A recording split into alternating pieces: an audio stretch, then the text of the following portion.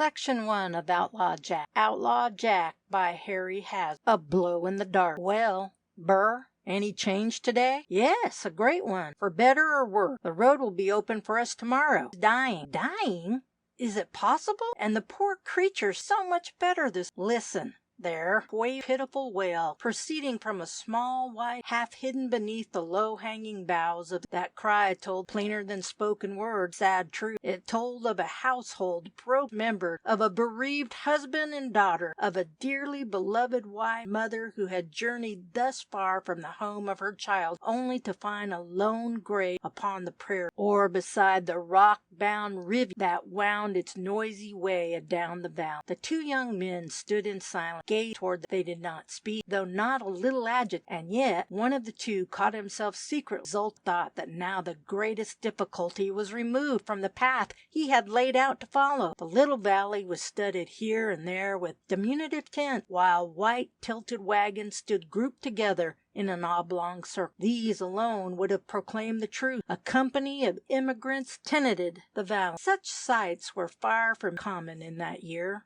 850. Year before, the Californian gold fever broke out. First rush was made by men, young and old, but then the fever spread. It infected all. The result was but natural. Family followed family. Almost from ocean to ocean, an unbroken train of immigrants toiled wearily on toward the glittering phantom that but too often fanned thin air when seemingly just within their grasp, leaving naught behind but wrecked hope, ruined fortune. One link of the mighty chain lies before our eyes. Nearly a week this valley has sheltered them, while others pressed on in the road for the yellow. This party had been lying motionless, longing for yet dreading summons to kill. A few hasty words. This party of immigrants, numbering nearly 100 souls, was under the command of Caleb Mitchell. He started from eastern Ohio in company several of heading for the land of gold, taking with him his wife and daughter. Little by little the company grew to more respectable proportions as stragglers joined it on the way, until now, as they entered the foothill, they felt little fear of the red-skinned Ishmaelites of whom they had heard so many frightful tales. Nearly a week before our story opened, a sad act, a rifle suspended by leather strings in Mitchell's wagon,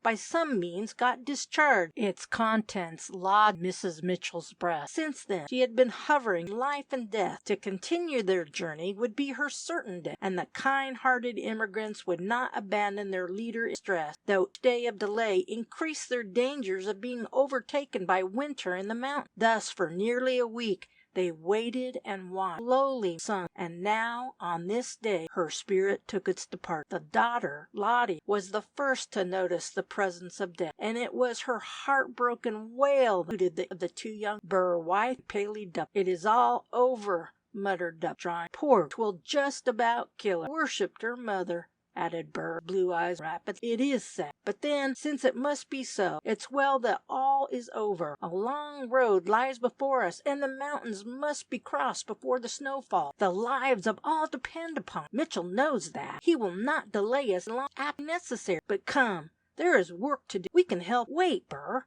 I must see you tonight alone. I have something of great importance to tell you. Meantime, look at this. But remember, don't breathe a word of your fish. Keep it hid. At least till I say. The young man, strongly excited for one of his usual flams, as he spoke, thrust a small article into with, and renewing his caution, glided wanderingly. Burr bent over the stone for such, but then a glow filled his eye, lighting up his entire countenance, while his muscular quivered like one under the influence of a shot. It is! Can it be gold? Gasped. He too was a victim of the yellow. It had lured him from his faraway home amidst the northern pines. It had proved stronger than the pleadings of his aged father and mother, stronger than the love of her and younger brother. He had left them all, chase up glittering phantom, and now, for the first time, his eyes rested upon the substance of his by day and by night. Little wonder that his heart beat fast and hard, that his brain throbbed hotly, and his eyes gleamed with a wild light, with the long smoldering fires of that might weaken to avarice. Little pebble lay innocent. Its dull surface was scratched and cut here and there, as if by a knife point. If gold, the nugget must be very. Hello, boy! you thinking so soberly about, eh? Suddenly uttered a not disagreeable voice as a heavy hand was placed upon Burr's shoulder, and a heavily bearded face met his startled gaze. Wythe started, and the nugget fell from hastily, snatched it up, and thrust it pocket, but not before the keen black eyes of the newcomer had fallen upon. In his agitation, Burr did not notice the quick, vicious flash that lighted up the man's face, else he might have been more cautious. What is it to you, Nate Upshur? And Wythe shook the hand from his shoulder with a gesture of dislike. My thoughts are my own, and none the more agreeable for you thrust self in upon. Speak sharp words, youngster, but best weigh them better. You're not in the States now, where a man's afeard to take up a cross word for fear of the court. Take a fool's advice, and give a civil answer to a civil question, or you may chance to run foul o' a snag. One o' these long come shortly, and I hold myself ready to accommodate you whenever you feel inclined to try it on, Nate Upshur. I hope that is plain enough for your comprehension, contemptuously added Burr, turning. Upshur bit his lip fierce and fingered the brass-bound butt of the revolver at his waist, but made no attempt to draw it. "For little but never mind now. But I would like to know whar he got that, if it was gold." As the broad red disk of the full moon rose above the swell, it shone down upon a particularly weird and impressive scene in the little timber grove beside. It was a burial wilderness. Beneath a wide-spreading cottonwood tree the grave had been dug, and now, gathered round the spot, with bowed and uncovered heads, stood or knelt every member of the wagon train, listening to the broken sob words of the husband Mitchell. His daughter Lottie was beside him, pale and care, bearing up against the blow with a fictitious strength that threatened to give way. There was scarcely a dry eye among all as the strong man broke down, and bowing his head, mingled tears with those of daughter. It was a most heart-crushing act. Lottie, who was completely exhausted, swooned and was borne to the nearest tent by sympathizing. Mr. Mitchell, nerving himself to the task, completed the service, then stood by in silence while the dead was being hidden forever from mortal. Then, in a low but steady voice, he spoke. "I thank you, friends, for your kindness. I will not soon forget it. But now go and try to. We can afford to lose no more time. Tomorrow, day dawn, must see us once more upon the road. Go, leave me alone. Come with me, wife. You too, Tyler," muttered Paved Up. "There's something I'd like to talk over. Is it about that? Yes, but and Duplin glanced apprehensively around. "We three are enough. I don't care for more in the secret, much less that." And he nodded to where Nate Upshur stood leaning against a tree trunk close. "Come, the knoll out yonder is the best place. No one could get within earshot, even should they try, without being—" "What's up, boys?" muttered Jack Terrell, rattle-brained Ohio. Wait, the knoll spoken of. The three friends crouched down amid the tall, rank grass and lighted their pipes. Dup first to break the silence. "Looked at what I showed you, Burr?" "Yes, it's gold. Where did you get it, Pay?" "Gold? Let's see," eagerly interrupted Tyler. "Wait. The moon does not shine clear enough to show it. Now, then, I want you to pay particular attention to what I say. Weigh it well in your mind, for on this night the whole course of our future lives, that is, on how you decide. You understand?" "Yes, that is, I would if I did, but I don't," muttered Jack lugubriously. "Well, go on. You know what we are going to California after?" "Sure. After gold, the shining dust, the great blazing nuggets, big as a water butt. Those are what we're after, of course. You'd know it when you found one, I suppose, Jack?" Duplin smiled. "Bah! Anything's gold. Well, but as I was about to say, I don't think there's any need of our going clear to California for what we can get close." "What, Duplin? What do you mean?" demanded Wythe, gazing into his comrade's face. "No, Burr. I'm an honest, not a good one. You need not fear anything of that, but I'll tell you all now on one condition. Promise me faithfully that neither one of you will ever breathe a word of my secret until after 1 year has passed. This, I mean, provided you were to accept my proposal, for if you do accept, I know you'll keep silent. How is it? Do you agree?" "I reckon we can, Burr." "Yes, though I have not known you long, Dup. I believe you are an honest man. Then I promise you, on my honor as a man, that I will never, by word, sign, nor hint, reveal what you confide to me. And I say the same. Swear to it. Prefer, Ty. No, I can trust you without that. Well then, listen. I thought I heard a foot, muttered Dup. I guess it comes from the camp, said Burr, rising erect and gazing around. I can see nothing nearer than there. It may be, I suppose. I am nervous. I wouldn't like for anyone to overhear what I'm about to say. For though enough for us three, it would go but a little way divided among the train. It? By that I mean what I have found, what I stumbled on this afternoon as I was coming back. Boys, I've found a place. Eh? What? Stammered the two, completely amazed, though their thoughts had already reverted to some such revelation. 'Tis true, I found a gold place, a regular bed of gold, panted Dup, his eyes fairly blazing. Why, the gazed Duplin's face as though trying to decide whether or no he had gone crazy. Jack Tyrrell divided his glances between them, while dolefully scratched curly pate. Yes, think of that, regular bed of gold, full of nuggets that are so pure you could mark them with a pin. Almost, I could have filled my pockets in an hour. Where is? Let's go there now before someone else steals it away. Come on. Thunder and lightning, man! Why don't you come? Muttered Tyrrell half-angrily. Jack, and Duplin calmed his exultation by a desperate effort. You want the whole train after us? No. We must work more cunningly than that. I've planned it all. Listen, and I'll tell you what we must do. Wait, Paley, quietly interrupted Burr. Begin at the beginning and tell it all. First, how you came to find this pocket. You know, I went out hunting early well, I had no luck, and it was past noon before I got a shot. Then I dropped a big one after an hour's work of sneaking over the rocks. It fell down a precipice, and pretty soon I found a pass by which I could follow after. It was hard work, though, and I no sooner reached the valley or basin rather than I began hunting for water. Half a mile distant, I saw what looked like the bed of a creek, and set off toward it. Such it proved, fact, though the water was. I set off up its bed, hoping to find a water hole, or something of the kind. Nearly a mile farther up, the bed to spread and grow more shallow. Then I knew that if I found water, it must be by digging for it. I did dig in a dozen places, but all was dry. At one spot I kept digging until I made a hole nearly shoulder deep. As the sand felt cool and damp, my knife struck on what to be a pebble, and I pulled it out with one hand and flung it aside. As I did so, the sunlight glittered from its side, where my knife had struck. I looked, it was the lump you have, why, and saw that it was gold. Pausing,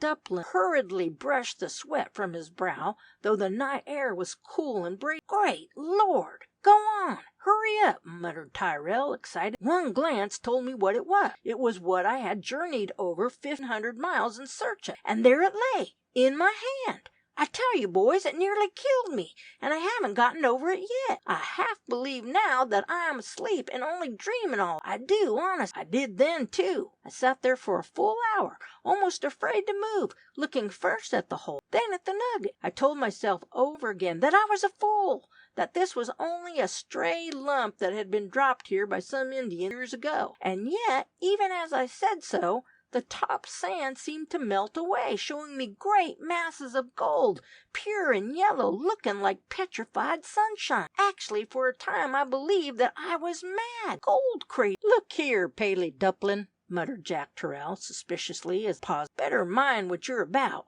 If this is a joke, if you are making this all up just to have a laugh at us, I'll lick you clean out of your boot. If I don't, then it's no matter. Joke, Jack, my dear fellow, but sober earnest. Sometimes, though, I feel tempted to wish it was a joke. Duplin, a fact. I don't know why, but there'd be a cloud over. I feel as though some great calamity was impending. Boy, you may laugh at me, but while I was thus stupefied, I saw my mother's spirit before me, beckoned to leave the spot. It was crying. I thought as though I was in peril. I saw it as plain as I see you now. I flung down the nugget and fled. Not far, though. Then I stopped. The bright yellow devil seemed to beck back. I took a step forward, and she vanished. Then I went back to the hole, and as he spoke, Duplin trembled violently. And you found it then?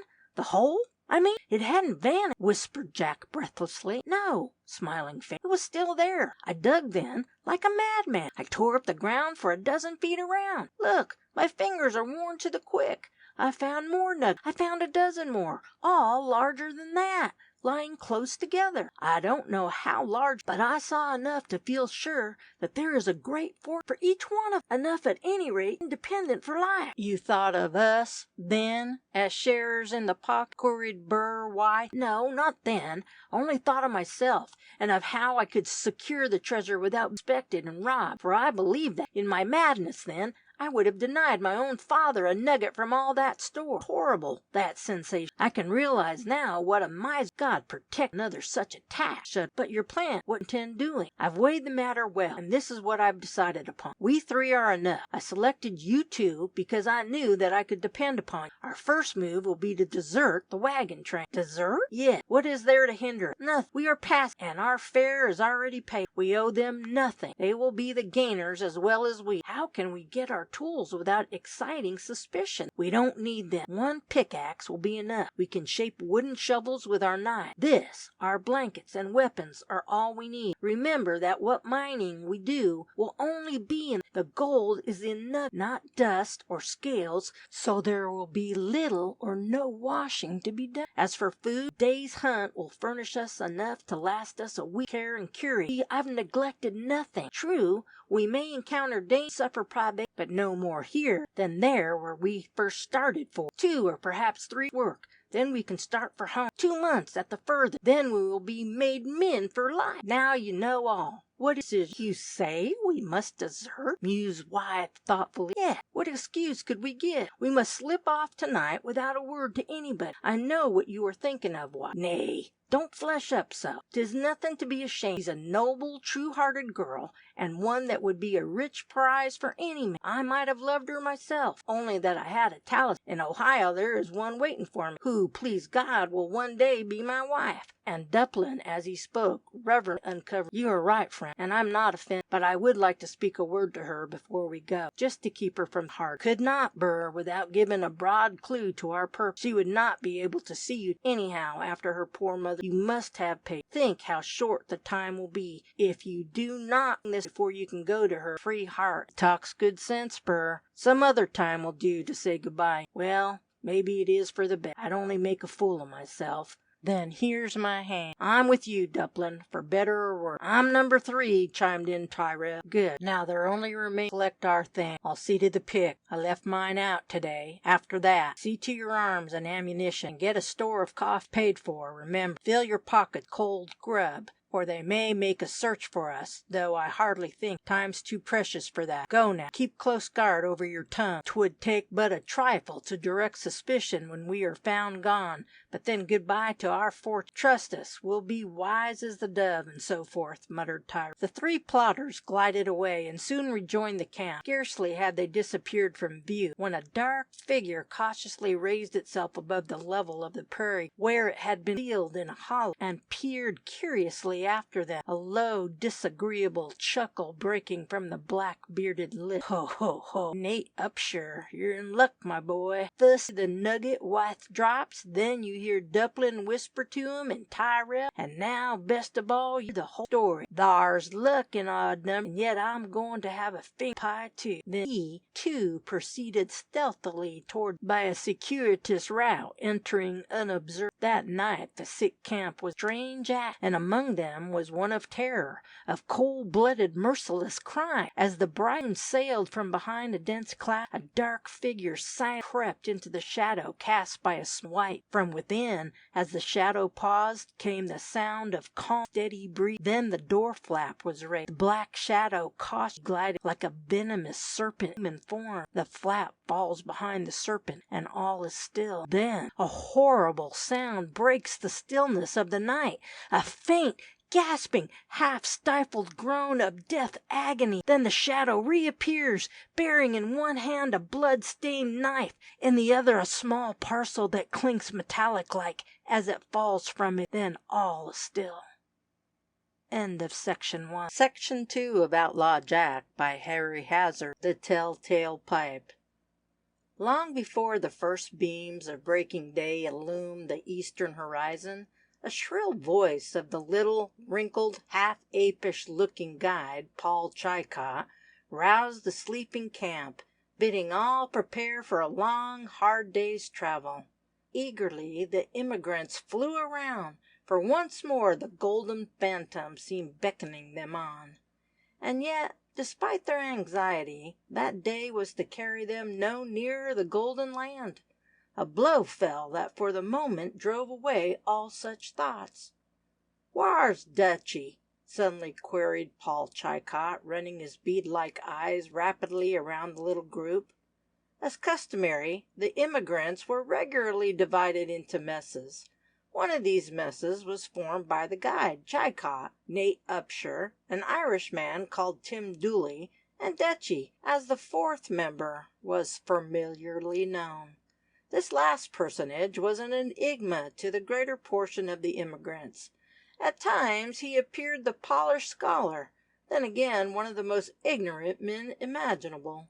He had joined the train at St. Charles, preferring the overland route on account of his poor health, hoping thus to recuperate.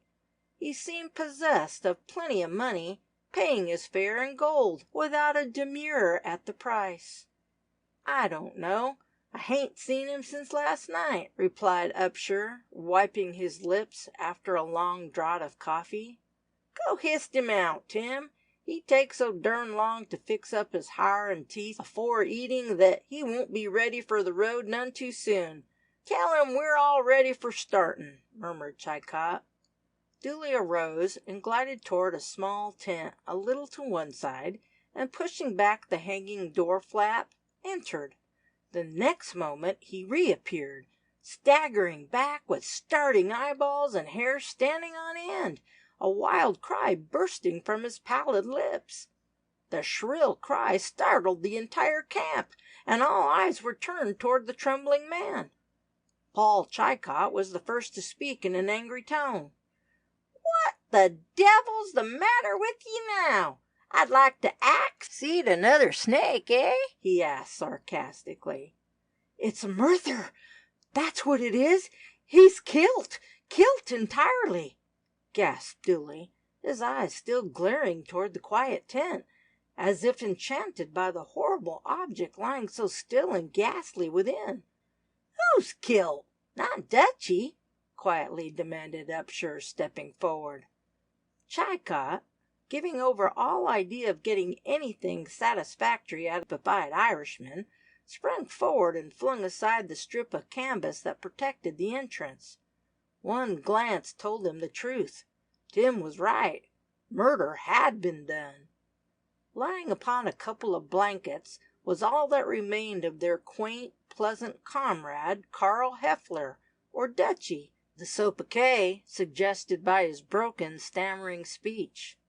The long, slim figure lay at full length, as though peacefully slumbering, but the arms were flung wide, the long, bony fingers clutched as though in agony. An agonized expression had frozen upon the thin, pallid face. On the white shirt bosom was a great stain, a stain of that peculiar, unmistakable color that seldom requires a second glance to designate. Directly above the heart, the stain was black. There the blow dealt. Chilcot, old and thoroughly versed in that art peculiar to his craft and the detective of remarking knew that no faltering hand had dealt this, either the hand of an unusually bold man, or else that of deeds had been familiar. He knew that the murder crypt fairly had glided close to the victim as he lay buried in conscious horror, and that he must have felt out the region of the heart, since all within had been dark, else the blow could never have been dealt such depth. "What is all this, Chilcot?"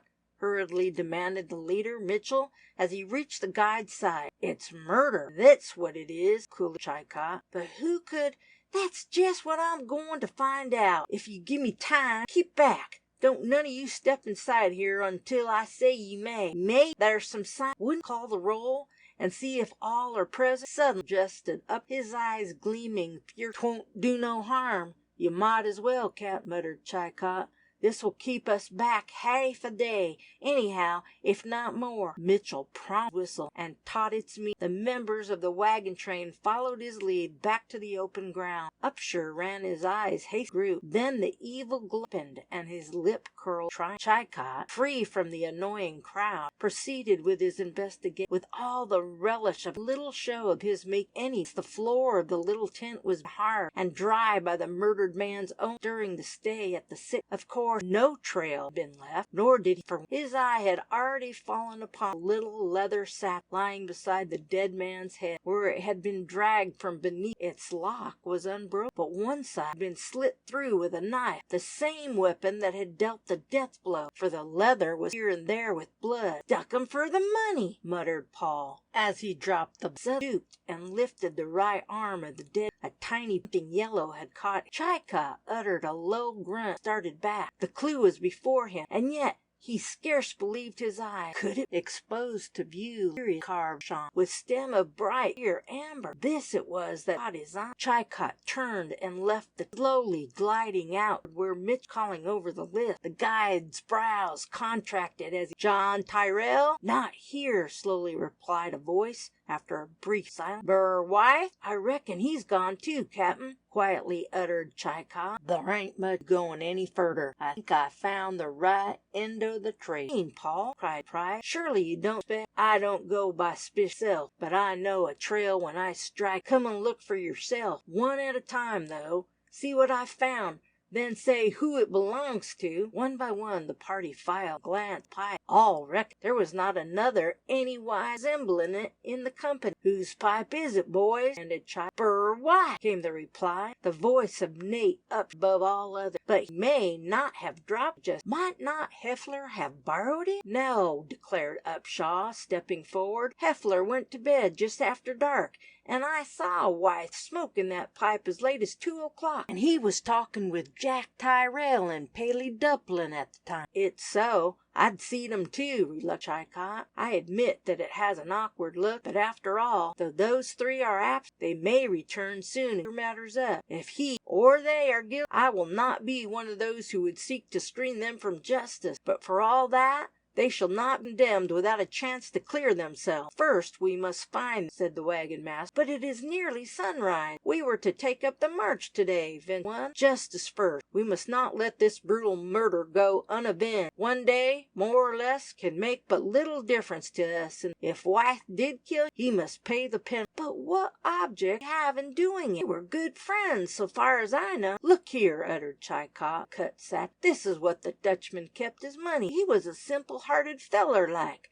and didn't to think but that all was as honest he was hisself, for he showed us his money only 2 nights ago. We laughed at him, I 'member, for carrying gold to Californy, but he wasn't gonna dig. He went overland for his health, and then was going to ship for Chinese land, or some sich place, I believe. Who was with you when he showed you?" "He was Burr White, and a lot more," reluctantly added Chilcot. Mitchell looked so he had formed a high opinion of the man, but he could no longer blind himself to the fact that struck toward young Wythe as the murderer, and he saw that this belief was gradually gaining ground among the emigrants, and whispered round, while eyes flashed, brows black. The spirit of lynch law was rapidly arising, and woe be unto the victim that should first power. "Easy, men," shouted Wade. "Keep silent for a moment and listen. There must be no mad action here. We must proceed carefully and just. First, you must elect a leader, whose word shall be law. Then we must hunt up the missing men and hear their defense. That one murder has been committed is no reason that another should follow. I cast my vote for a fair trial." "So we all do, I reckon," chimed in Paul Chilcot. "And I don't know any better man for Judge Lynch than you be. What say, boys?" "Good! Good!" came an almost unanimous shout, but Nathan upside. "Very well. I will act as such you demanded, and I am glad, for one thing. After what I have already spoken, it shows that you aim at strict and impartial justice. But now to work. If they have really abandoned the train, as of course they have, if they did kill Heffler, they must have taken food and other articles that would be missed, and a close search may give us the clue. You know the messes they belong to. Go and search close. Chilcot, come with me. I wish a word." Once fairly set to work, There was little time lost. 10 minutes the report was given. A small supply of provisions had been taken, and one pickaxe was missing, but that all believed to have been mislaid some. No one, save Upshur, dreamed that the deserters had taken it. Paul Chilcot gave his supposition juncture concerning the course most likely to be followed by the deserters. He believed they would take to the neighboring mountain, there to lie hidden until all search was given. They would not be likely to take the back as they were afoot, and the country in that direction was mostly open and level. "I believe you're right, Chilcot," remarked Mitchell thoughtfully, "and we will act on that supposition first. We'd best form 3 or 4 parties, and each choose a separate trail. This day is all spared without danger to the whole train." Little time was lost, now that the duty before them was fairly decided upon, and all entered upon it with growing eagerness. "There is something strangely exciting in a man," said a friend upon the track. "When once fairly aroused, he is inveterate and deadly, and as though a lifelong enemy." This trait was exemplified. Before an hour more passed by, even those who had first declared their belief in the young man were the foremost searching for his trail, eager to bring justice. Nathan Upshur kept close to Paul Chilcot, the guide, eyeing furtively. Seeming ill at ease, it was evident that he felt no great desire for Burr Wythe's cap. Indeed, he tried to Paul, and finally succeeded in doing so. Upshur had stealthily followed the 3 deserters for a considerable distance on the night before, when they started for the Golden Bed, as Duplin had called it, the better to satisfy his mind as to the location of the placer, and now, for reasons of his own, craftily led Chilcot far astray from the right course, though none of the trail hunters suspected him. Satisfied with this, Upshur contentedly followed the guide, feeling assured there was little or no danger of striking the deserters' trail on that day. But at a cry from Chilcot, his heart leaped wildly. Flush left his face pale. "Yes, hold! Stand back, you feller!" cried Chilcot, as his companions rushed forward, eager to learn the cause of his sudden "What is it, Chilcot?" gasped Upshur. "A trail, but not the one looking for," was the slow reply, as Paul close scrutinized the ground. Up gasped, unnoticed by those, and then pressed forward. Paused beside Chilcot. He bent, gazed upon the narrow strip of moist sand upon which was imprinted the trail. There, plainly out, was the impress of a large foot, naked, bare, that it was not made by an Indian, for though many white men and red, unless a habitual drunkard, never toes out,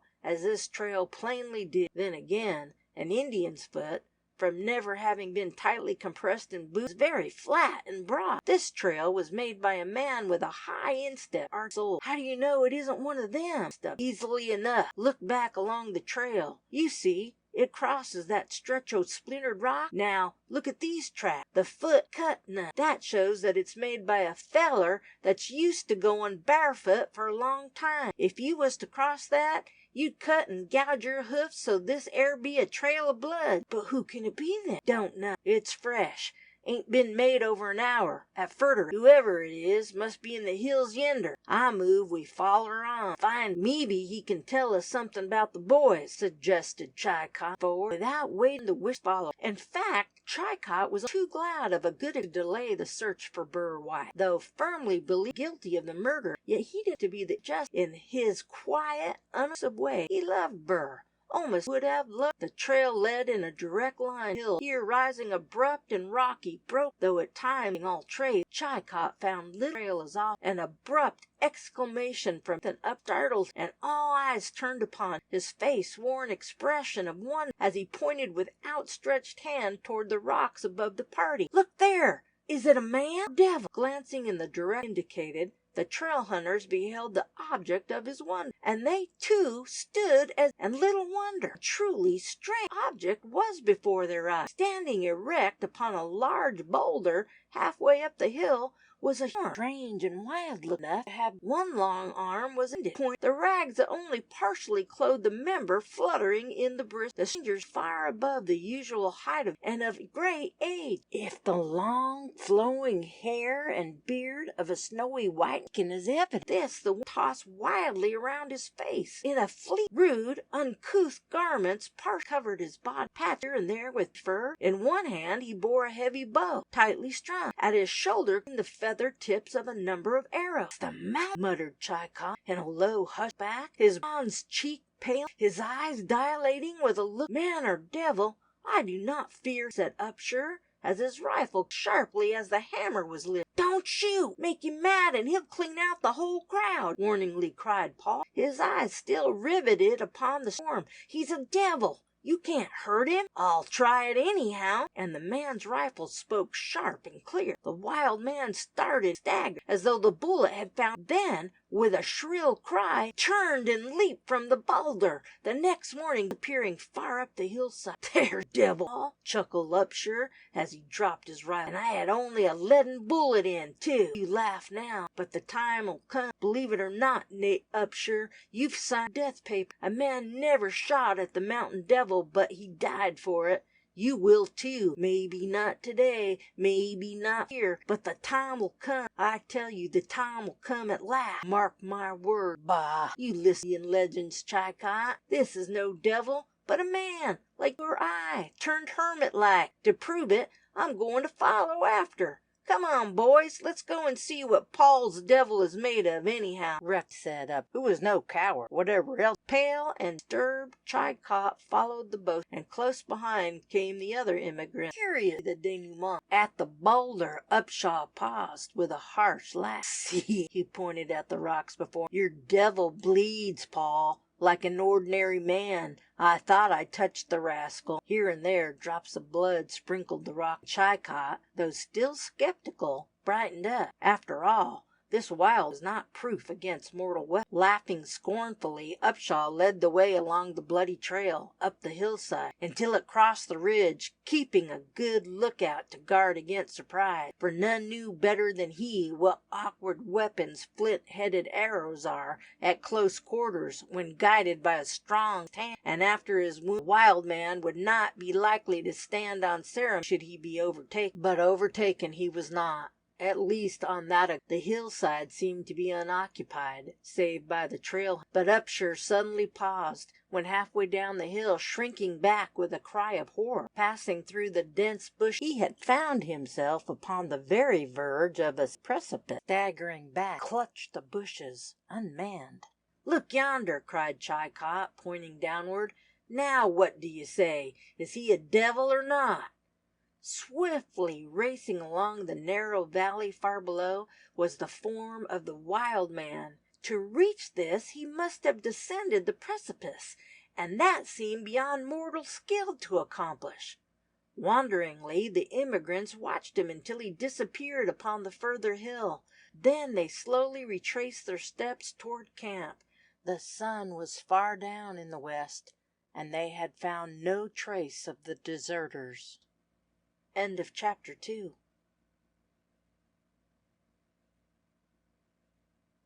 Section 3 of Outlaw Jack by Harry Has. The Golden Bed. The three adventurers, Duplin, Wythe, and Tyrrell, little imagined that at least one pair of keen eyes observed very closely their movements on that memorable night, as they noiselessly went about their preparations for their desertion. Jack and Paley were filled with golden visions of the enormous wealth that only awaited their coming to gather it up in handfuls, while Burr thought far more of pretty Lottie Mitchell and how she would the tidings of the strange desertion, for it could be called by no other name. "Never mind, if the deposit is as rich as Paley declares, we can finish before winter, and then—" Wythe smiled faintly, as a faraway look came into his handsome eyes. Even to himself he does not finish the thought, for though he loved Lottie Mitchell with all his young heart, he had scarce spoken a score of times with her during the journey. Still watched by Nate Upshur, the three adventurers silently left the camp and set forth upon their mission. All, even the rattle-brained Jack Tyrrell, feeling serious, for truly it was no commonplace step they were taking, and one that might well result disastrously.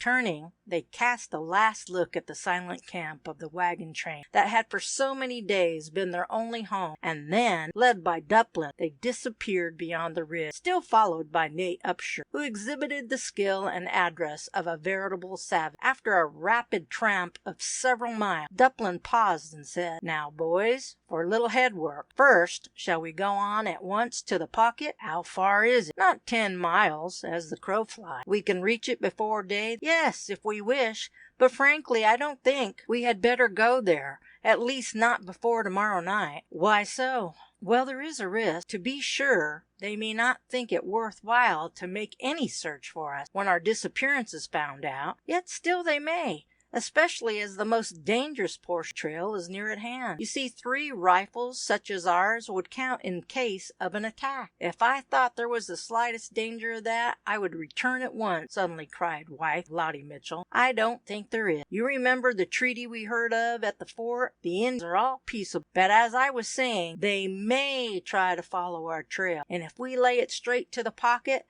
10 to 1 that Paul Chicot picks it out with those keen eyes of his. Then, instead of a fortune, we'd only have a few ounces apiece, and perhaps have to fight for that. You know the material many of the emigrants are composed of. Brave men enough, but rather peculiar in their ideas of honesty. It would be divide or fight, and as I found the pocket, I consider our claim is the best." "You are right there, Pale. But you decide. Whatever you think, we will agree to. Agree, Tyrrell?" "Yes, Duplin is the captain." "Very well, then. We will strike over there towards those hills, and hide there until certain that all fear is over. Then to the pocket, and clean it out.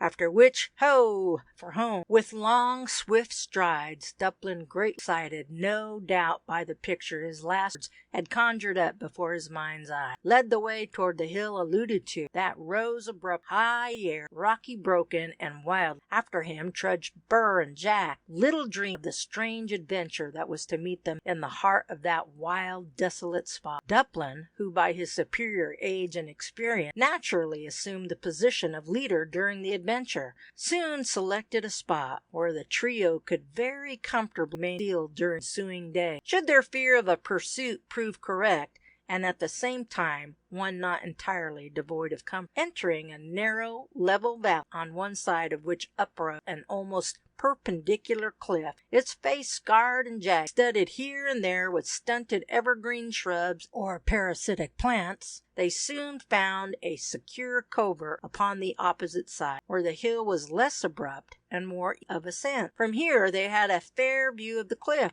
as well as the open ground beyond the mouth of the valley, in the direction from whence they had come. "I move that you two lie down for a nap, while I stand guard," quoth Duplin, as the trio sunk back upon the soft, mossy earth behind the vine-clad. "I want a smoke for Tyrrell's pipe." "So do I, but I can't find my pipe," muttered Wythe vexedly. "Must have lost it on the way. Never mind, that is easily replaced. I mean so far as comfort is concerned. A bit of bark, a joint of the carpenter's weed, and you have it." The 3 comrades conversed in low, eager tones of the fortune that lay waiting their coming, and magnificent were the air castles they each reared when they should return home rich. But one delicious one Burr Wythe hugged to his own heart. Only one ear must hear that, the ear of sweet Lottie Mitchell. "Hist!" muttered Dup, after an hour or more had crept. The 2 young men caught the same sound with it, and needed not the caution of their conversation. From close above them on the hillside there rattled down several pebbles, evidently lodged by human, for directly afterwards the trio could hear a footstep, light yet deliberate,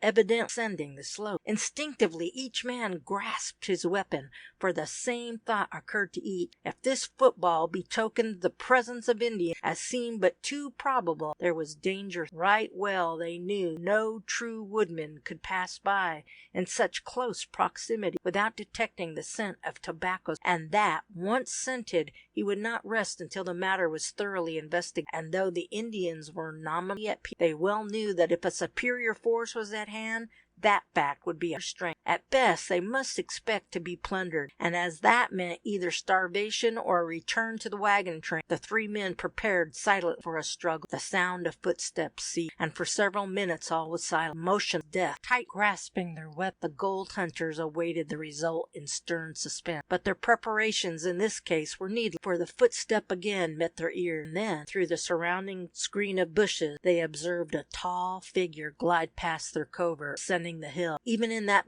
brief glimpse, they saw enough to deeply excite their curiosity. Peering through the bush, they saw that the stranger had again paused, this time standing upon a boulder. In the full glare of the bright, they were gazing upon who, a few hours later, was pronounced the Mountain Devil by Paul Tchaikovsky. They could distinguish his features, pale, haggard, and wearing a peculiar full expression that still did not conceal the vacant stare that proclaimed a shattered. This thought occurred to the three. They were watching a madman. They noted his ragged dress, rudely patched with skins and bits of various fur. They saw that he was armed with a bow and arrows, and that a long bladed knife was dangling aside. This much they noted before he stepped from the rock and resumed his course toward the valley. Arrived, the gold hunter closely observed his movements until hidden in the shade cast by the towering precipice. "Wonder who the fellow is, anyhow," muttered Tyrrell reflectively. "I don't know, unless you've heard Paul Tchaikovsky speak of a wild sometimes called the Mountain Devil, haven't? Who hasn't?" With a shrug.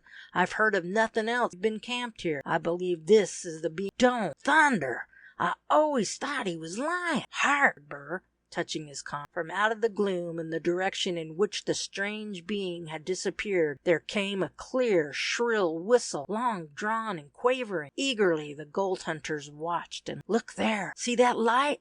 uttered Duplin after a brief silence. "What can it mean? Up there, too!" A small but bright point of light had suddenly appeared, as though hanging nearly midway up the cliff, not steady and fixed, but slightly wavering or moving slowly from side to side. Evidently it was suspended there by some human agency. But who? "Is there not a human form close beside the light? It seems so to me," whispered White. "Wait! The light is in answer to that whistle. Perhaps Paul's devil has his home up there, and that is one of its imps," half laughed up. Still closely watching, the three friends a few moments later saw a tall form uprise beside the light, that the next instant vanished sight. But not before another discovery was made. A human being had been holding the light, and as the wild man took it, the upper portion of the second person had been distinctly, though momentarily, revealed. Duplin was the first to speak after the disappearance. "Did you see that, boys?" "I saw something, a shadow, or I saw the form of a woman," declared Burr in a peculiar tone of voice. "So I thought,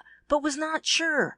I don't know what to think of it. There's some deep mystery here," added palliatively. "I move we expose it, then," impulsively cried Jack. "Who knows? Maybe 'tis a princess in disguise, or else carried off and kept in seclusion by some evil genie. An adventure! Let's go!" "Easy, Rattlepate," laughed Duplin. "Forget what frightful tales Paul told of this creature, and whether they have any foundation in truth or not. If we attempt to solve this affair, we must use caution. If nothing more, he is a madman, and were he to discover our approach, he might do us mischief. One man, then, for they must have a cave, or something of that sort.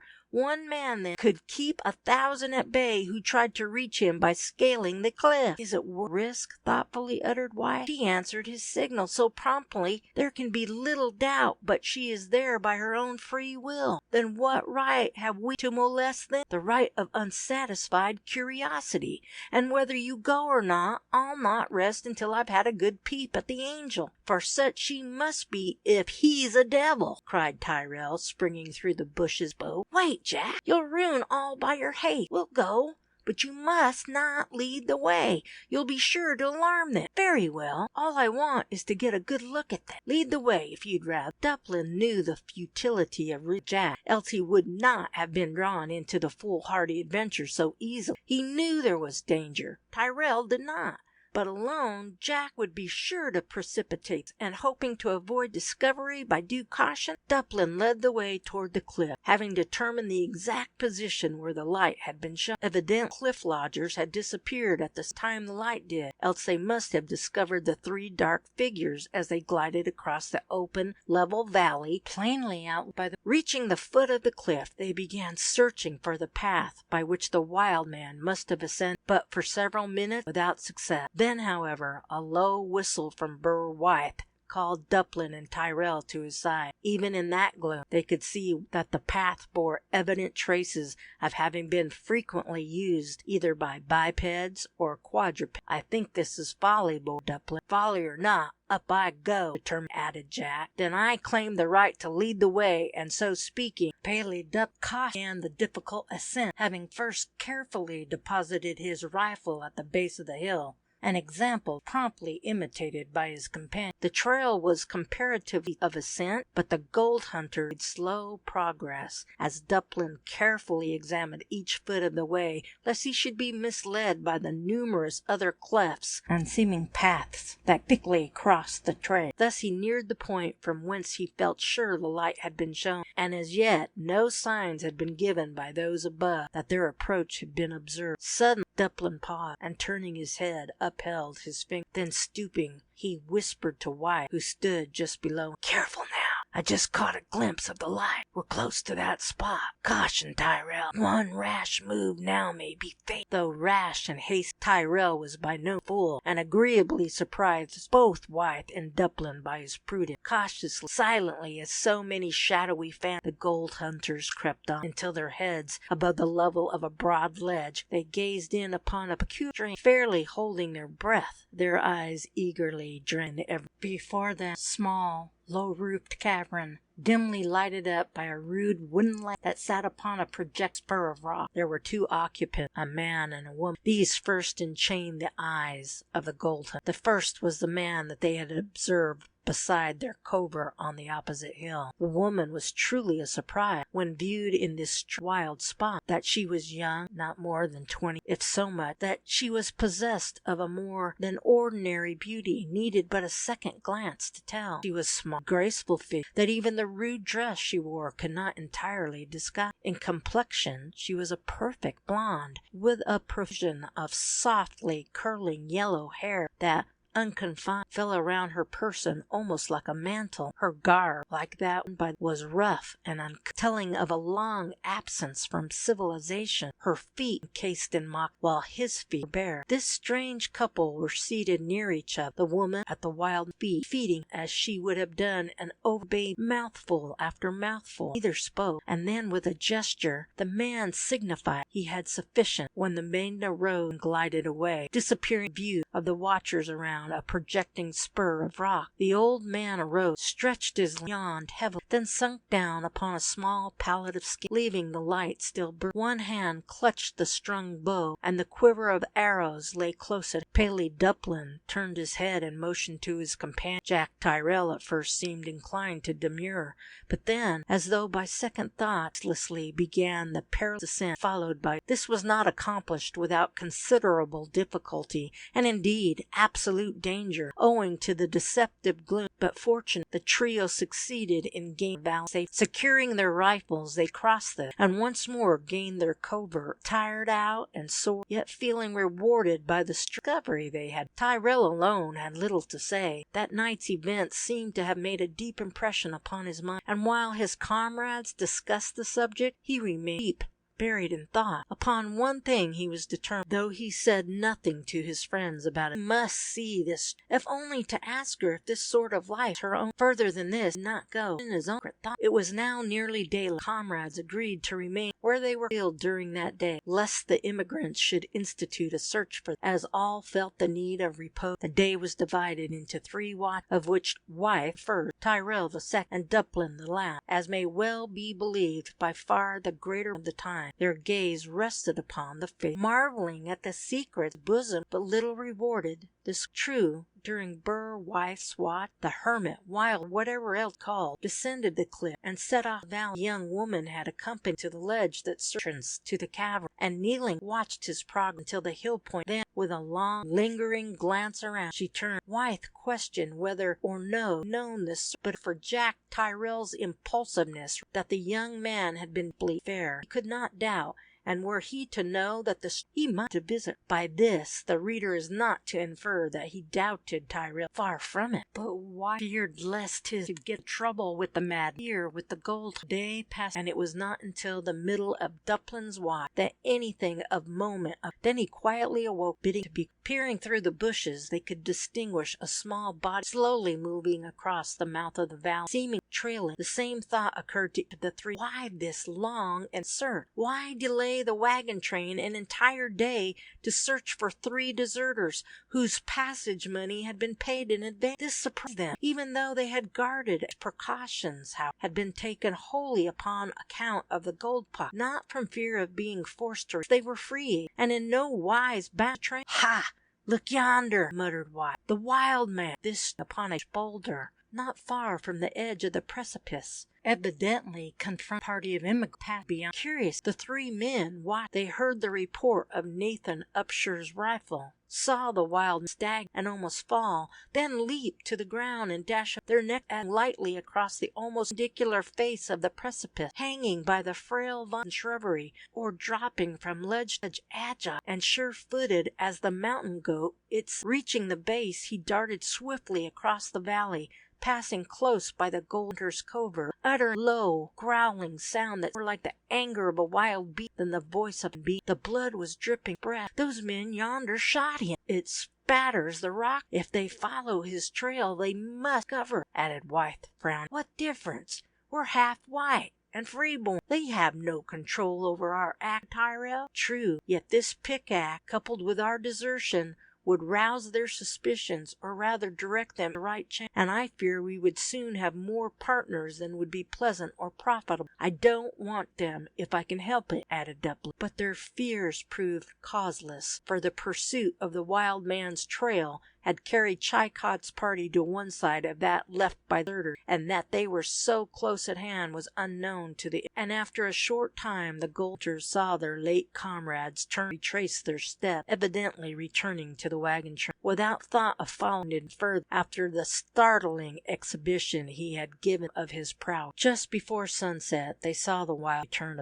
but little, and their doubts thus solved. Soon after the trio took up their march toward the Golden Valley, where fortune awaited them. Neither noted the extreme care Jack Tyrrell observed in fixing a route. Each rock, hill, or valley was closely and thoroughly noted, so that he felt assured that he could find his way back, if needs be, in the darkest night. And find his way back he had resolved he would, sooner or later. There, at length, muttered Duplin, pausing upon a high ridge, and stretching one hand toward the valley below him. Yonder, boys, lies our fortune. The others did not speak. They stood eagerly gazing downward in the direction indicated, their eyes glowing, their faces flushed hotly, their frames quivering in every fibre. The gold fever was upon them, and, as if infected by their excitement, Duplin lost his composure. With one accord they rushed headlong down the steep hillside and out upon the level ground. Then Duplin abruptly paused. Comrade, and the word seemed to issue with difficulty, you are standing over a bed of gold. End of chapter 3.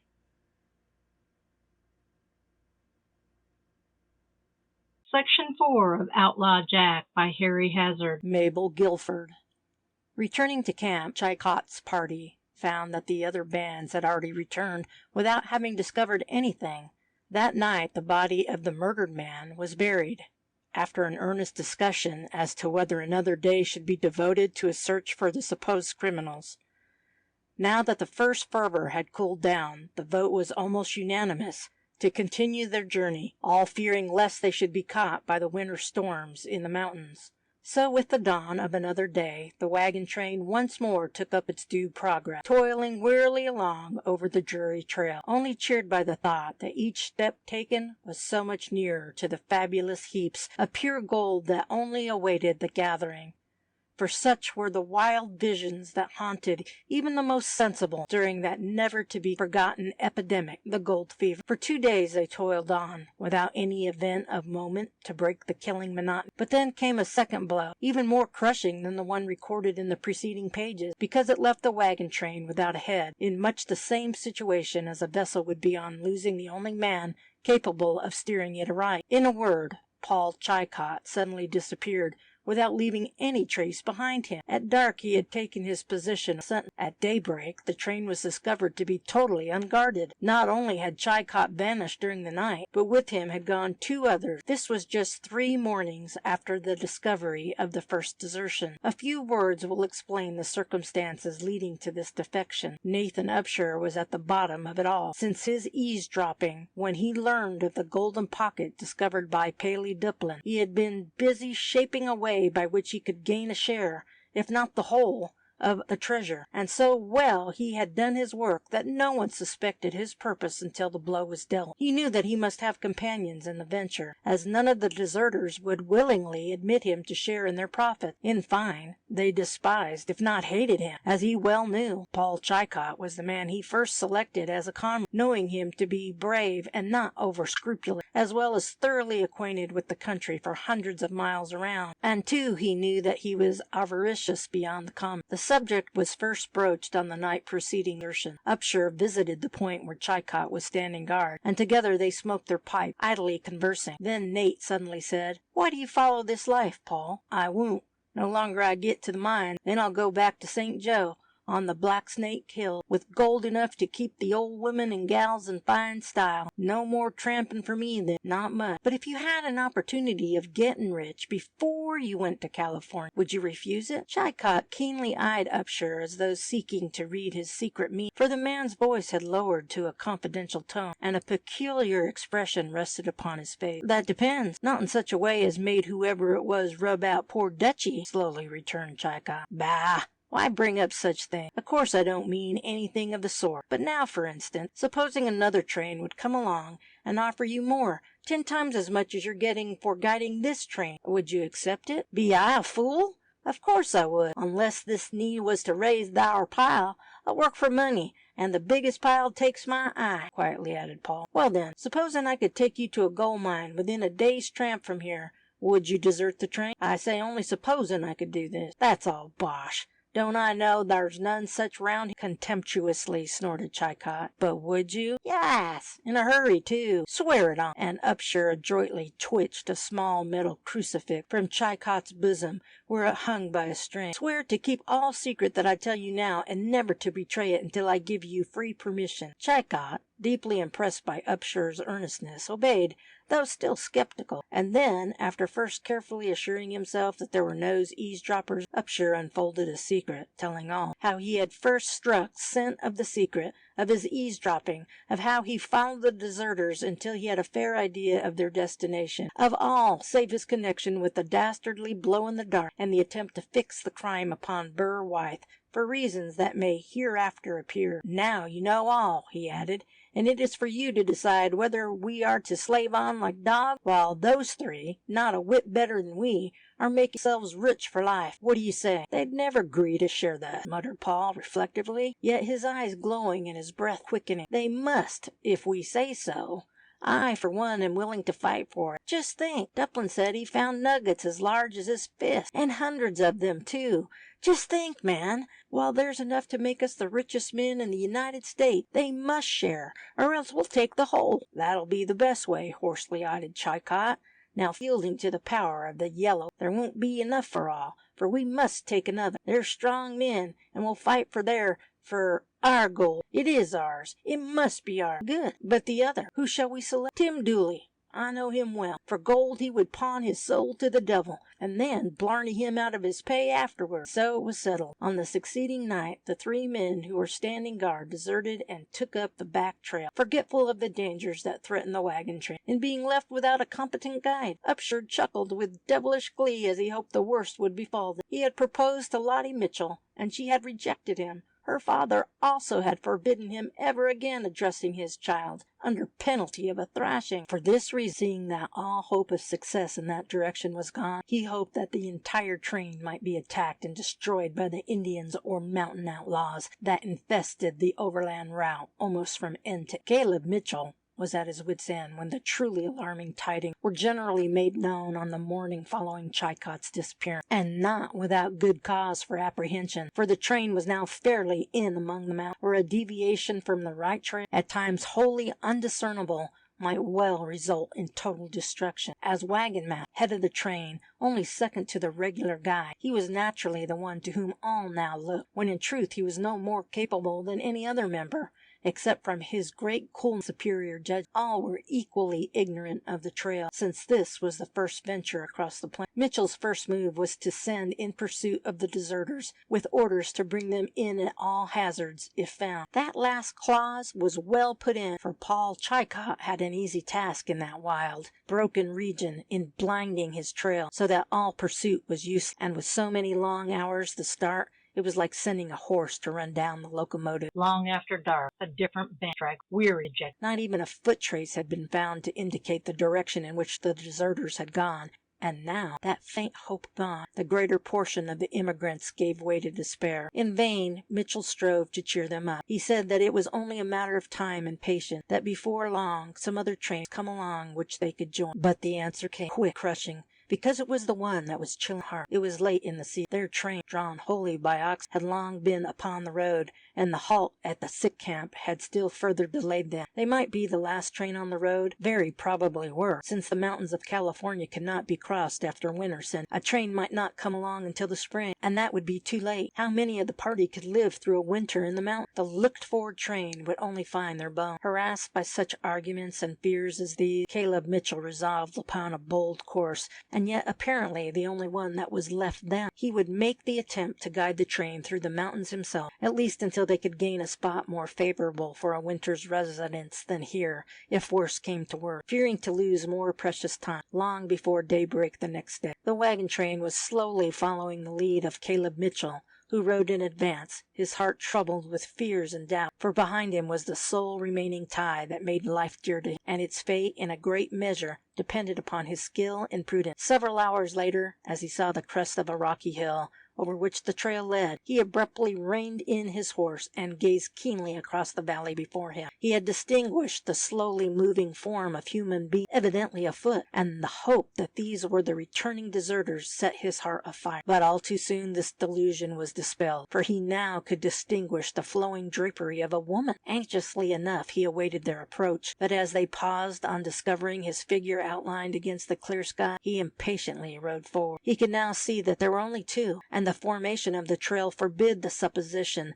of an ambush being possible there. As he approached them, the man stood before the woman, with drawn and leveled pistol, a look of stern despair imprinted upon his worn but handsome features. His voice rung with the desperation of a hunted fugitive, turned at bay as he spoke. "Keep your distance. We will not be taken alive." "What do you mean? Who's trying to take you alive? Or dead either, for that matter?" ejaculated Mitchell, surprised at the man's tone and action. "Then you don't? You're not one of those from whom we escaped? You haven't been chasing?" Doubtfully added the stranger. "Scarcely else. I would not be coming from this direction," laughed Mitchell. "You have nothing to fear from me, if it is as I surmise. I claim to be a gentleman, though in rather rough guise just now, but that matters little. Yonder comes my train. You are welcome to all it affords, sir. As for the lady, my daughter, will be pleased to supply her wants as far as—" "Thank God!" murmured the woman, springing forward, and seizing Mitchell's hardened hand, she moistened it with tears. "You will protect us from those dreadful men?" With my life, lady, returned the wagon master, deeply affected,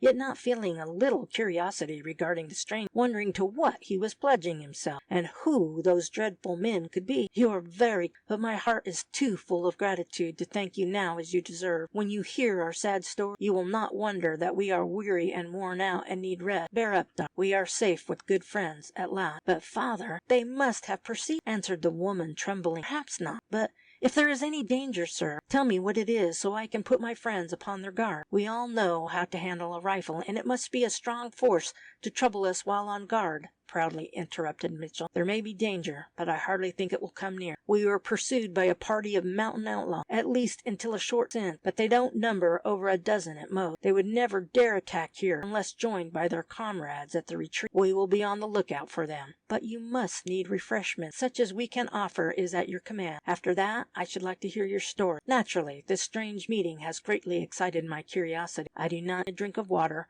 or something stronger if it is. As for my daughter Mabel, here, she is entirely worn out. If you will be so kind, spoke of a daughter, I will introduce them. Though Lottie is far from well, her poor mother's death has killed the child. She will gladly do all that is in her power to comfort your daughter. I, too, have lost my mother, softly murmured Mabel, her eyes filling with tears as she glanced up into the stalwart face. Poor child, muttered Mitchell, to a sudden uncontrollable impulse, and bending low in his saddle, he imprinted a fatherly kiss upon the smooth white forehead of the maiden. Mabel's face flushed, but she did not appear to take offense at the abrupt action, though she cast a swift glance toward her father. Then, with an effort, Mitchell recovered himself, and soon explained the facts of the strange to the wandering immigrant, the train having caught up during the delay. Mabel was kindly greeted by, and then the white tilted wagons hid them from view. The father was furnished with the beverage he desired, and then, seemingly forgetful of fatigue and weariness, anxiety for the welfare of the wagon, he rode along ahead of the train on Mitchell's horse, while the latter walked. You say you have no regular guide. He deserted us night before last, moodily replied Mitchell, his brow lowered. Can it be that he is in league with these devils? Mused the other,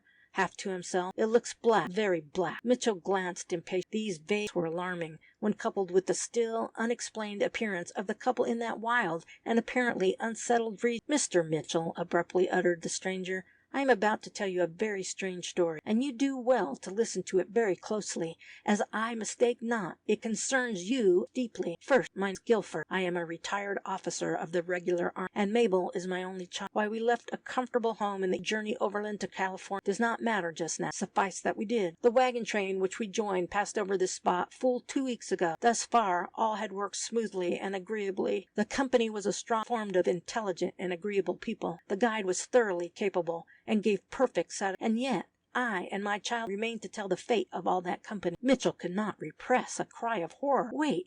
You must have heard of the devil shape that haunt portions of the overland trail. Though they do not often attack fools, they do much of the mischief that is wrongly attributed to the disguise themselves as such, the better to carry out their nefarious scheme. Well, we fell into the hands of a company of demons. Our guide betrayed us. As I now know, he belonged to the band of Outlaws, and only joined our train to betray it into the clutches of it. All that he done, I learned after. No one suspected his fidelity until all was. He led us from the right trail. None thought of doubting. We walked blind trap. I was mostly in company with May, who was just recovering from a fit of illness, else I might have detected the change, for I had once before passed over the route. Well, just before death. The foremost wagon was suddenly checked by a rocky barricade that completely filled the narrow passage. The guide had vanished. Then came the shock, as the teamsters and passengers flocked ahead to see what was wrong. From the hillside above us came a deadly storm of rifle and pistol bullets.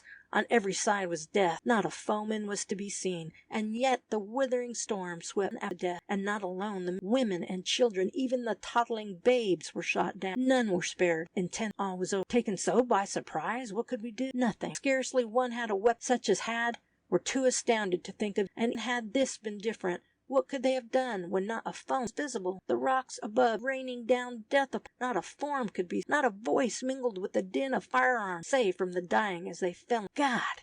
It was terrible, and Guilford covered his eyes and groaned aloud as one in mental act. Pardon my emotion, Mitchell. Though an old soldier, Never before had I witnessed such a frightful sight. My heart bleeds again at the mere thought. Guilford shuddered again. But you, how did you escape? Curiously asked. I can explain that now, though at the time I believed it a proof of Providence. But that was part of. I spoke of our guide. The man was none other than the chief of the outlaws. He had joined us and acted as guide, the better to entrap us. He was a handsome, dashing fellow, and it's now that he took a sudden fancy to my daughter. Curse the villain. I was with Mabel in the wagon, and he pointed it out and then cautioned them again. With the first shot, I started to give my aid to our friend, but Mabel, half crazed, seized me, and I dared not leave. It would have killed her.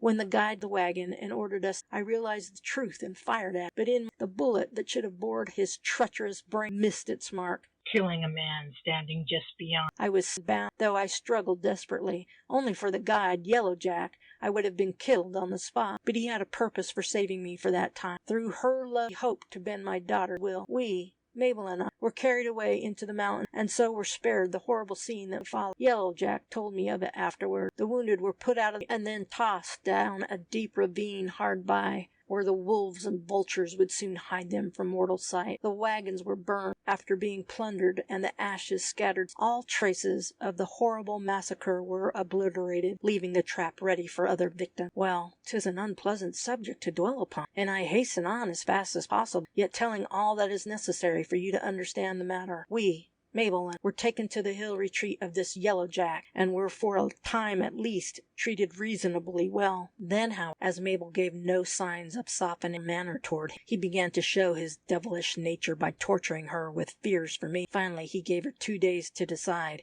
either to become his bride or see me murdered before her very eyes. But we had a friend that he little suspected in his wife, a beautiful woman who appeared to fairly worship the monster. The fear that Mabel would entirely supplant her in Yellow Jack's love gave her the courage to foil his purpose by a daring stroke. In the middle of the night she set us both free and led us beyond the line of guard. Then, giving us the clue to finding the trail, she bade us begone, to suffer death rather than recapture. For after this, she gave pistols and a small package of food. Then she left us. We journeyed by night and lay hid in rocks by day, well knowing that we would be pursued and that the entire country would be scoured. Today, for the first time, we ventured forth during daylight. You know the rest, how we found and how warmly we were welcomed by all, concluded Guilford, evidently deeply affected. Then if this band is so near, this train is in danger, uttered Mitchell in a troubled tone. No, I think the band is not strong enough to openly attack such a train, and they would scarcely dare to ambush along the regular trail. We only suffered through our traitorous guide. You are safe so long as you keep the main trail,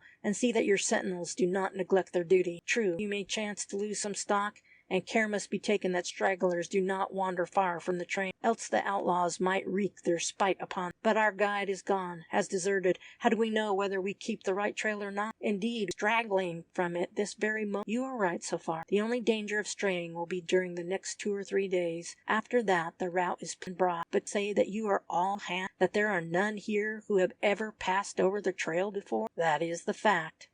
Well, we must do the best we can. Though I have made one trip before this, I paid comparatively little attention to the trace, and don't suppose my judgment is much, if any, better than yours. Still, between us, I think we can manage to pick out the right course. Meantime, the 2 maidens, Lottie Mitchell and Mabel Guilford, had already become fast friends, and picturing great enjoyment in each other's company during the remainder of the journey. End of Chapter 4.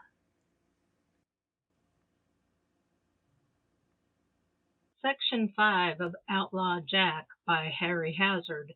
Where was Jack Tyrrell? Over a bed of gold.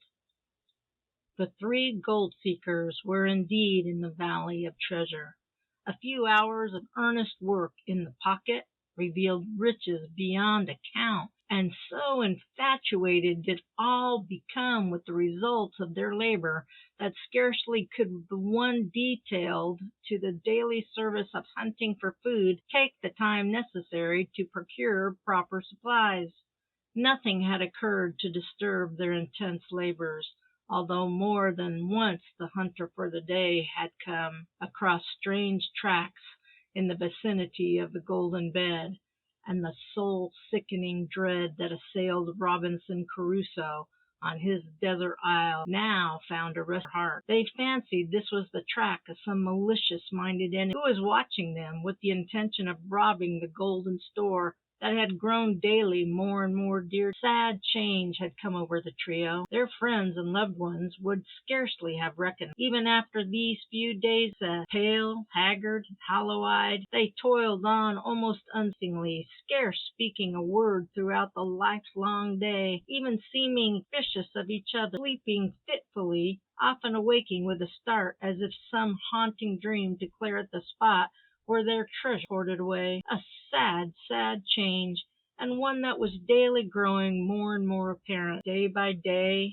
hour by hour, the insidious gold fever was gaining in power over them, crushing out all generous thought, tightening its grasp upon their heartstrings, till scarce one trace of their former selves left. Nearly a week had elapsed their arrival at the valley. Gold. It was night, and though the past had been one of almost breathless toil, the three adventurers sat awake sleepless, smoking their pipes, silenced beneath the rude, frail shelter of vine-clad brush. All without was dark and dismal. The air was changed with electricity, and the comrades found it impossible. All nature seemed feverish and ill at ease. The moon was obscured. Dense sulphurous masses of cloud swirled athwart the horizon, and wild, low, sullen mutterings filled the air. Tempest was brewing. Silent, the gold watched the play of the cloud. They seemed to care little for the result. What mattered it, though they did get wet? The rain could not injure their golden treasure. What else had they to care for?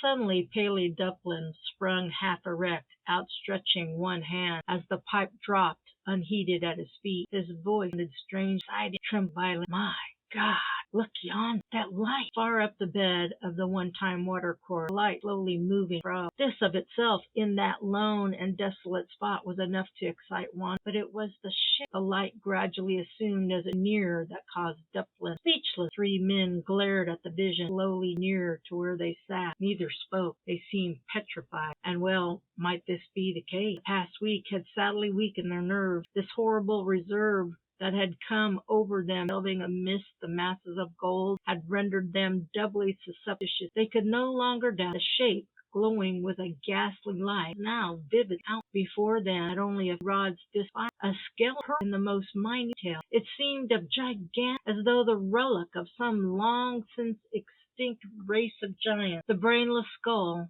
the eyeless sock, the wide, ghastly, grinning mouth, and blazing the body, the arms, and legs, all were glowing with a strangely weird, not unlike that produced by the use of phosphorus. One fleshless arm was slowly lifted until the dangling finger pointed directly at the spot where crouched the gold hunters, awestruck and speechless, and still flaming skeleton advanced, the arm warningly outstretched, the skull wearing that horribly mock grin. Sudden low, taunting laugh echoed upon still air, a laugh that seemed to issue from the fleshless lip. Duplin shuddered, and bowing his head, covered his face as if to shut out the sickening object. Wythe and Tyrrell, their eyes riveted. A voice uttering words followed the laugh, deep yet low, coming from that gas back here. Blind fools, ye are trespassing here. Depart while yet there is time. Here even the spirits of the air obey. Flee from the wrath to come. Take heed, 'tis the last warning. Depart, or the morrow's sun shall shine down on your lifeless remains. Laugh slowly followed speech, coming rude, hut, bush. It was from Jack Tyrrell, sounding strange. This mummery has gone far enough, he said, rising anger. It's my turn. Whoever you are, you take. In just 1 minute, unless you drop that mask, I'll try if you are bully. Mark my words now. Don't, Jack, for God's sake, don't, gasped the. 'Tis nothing earthly.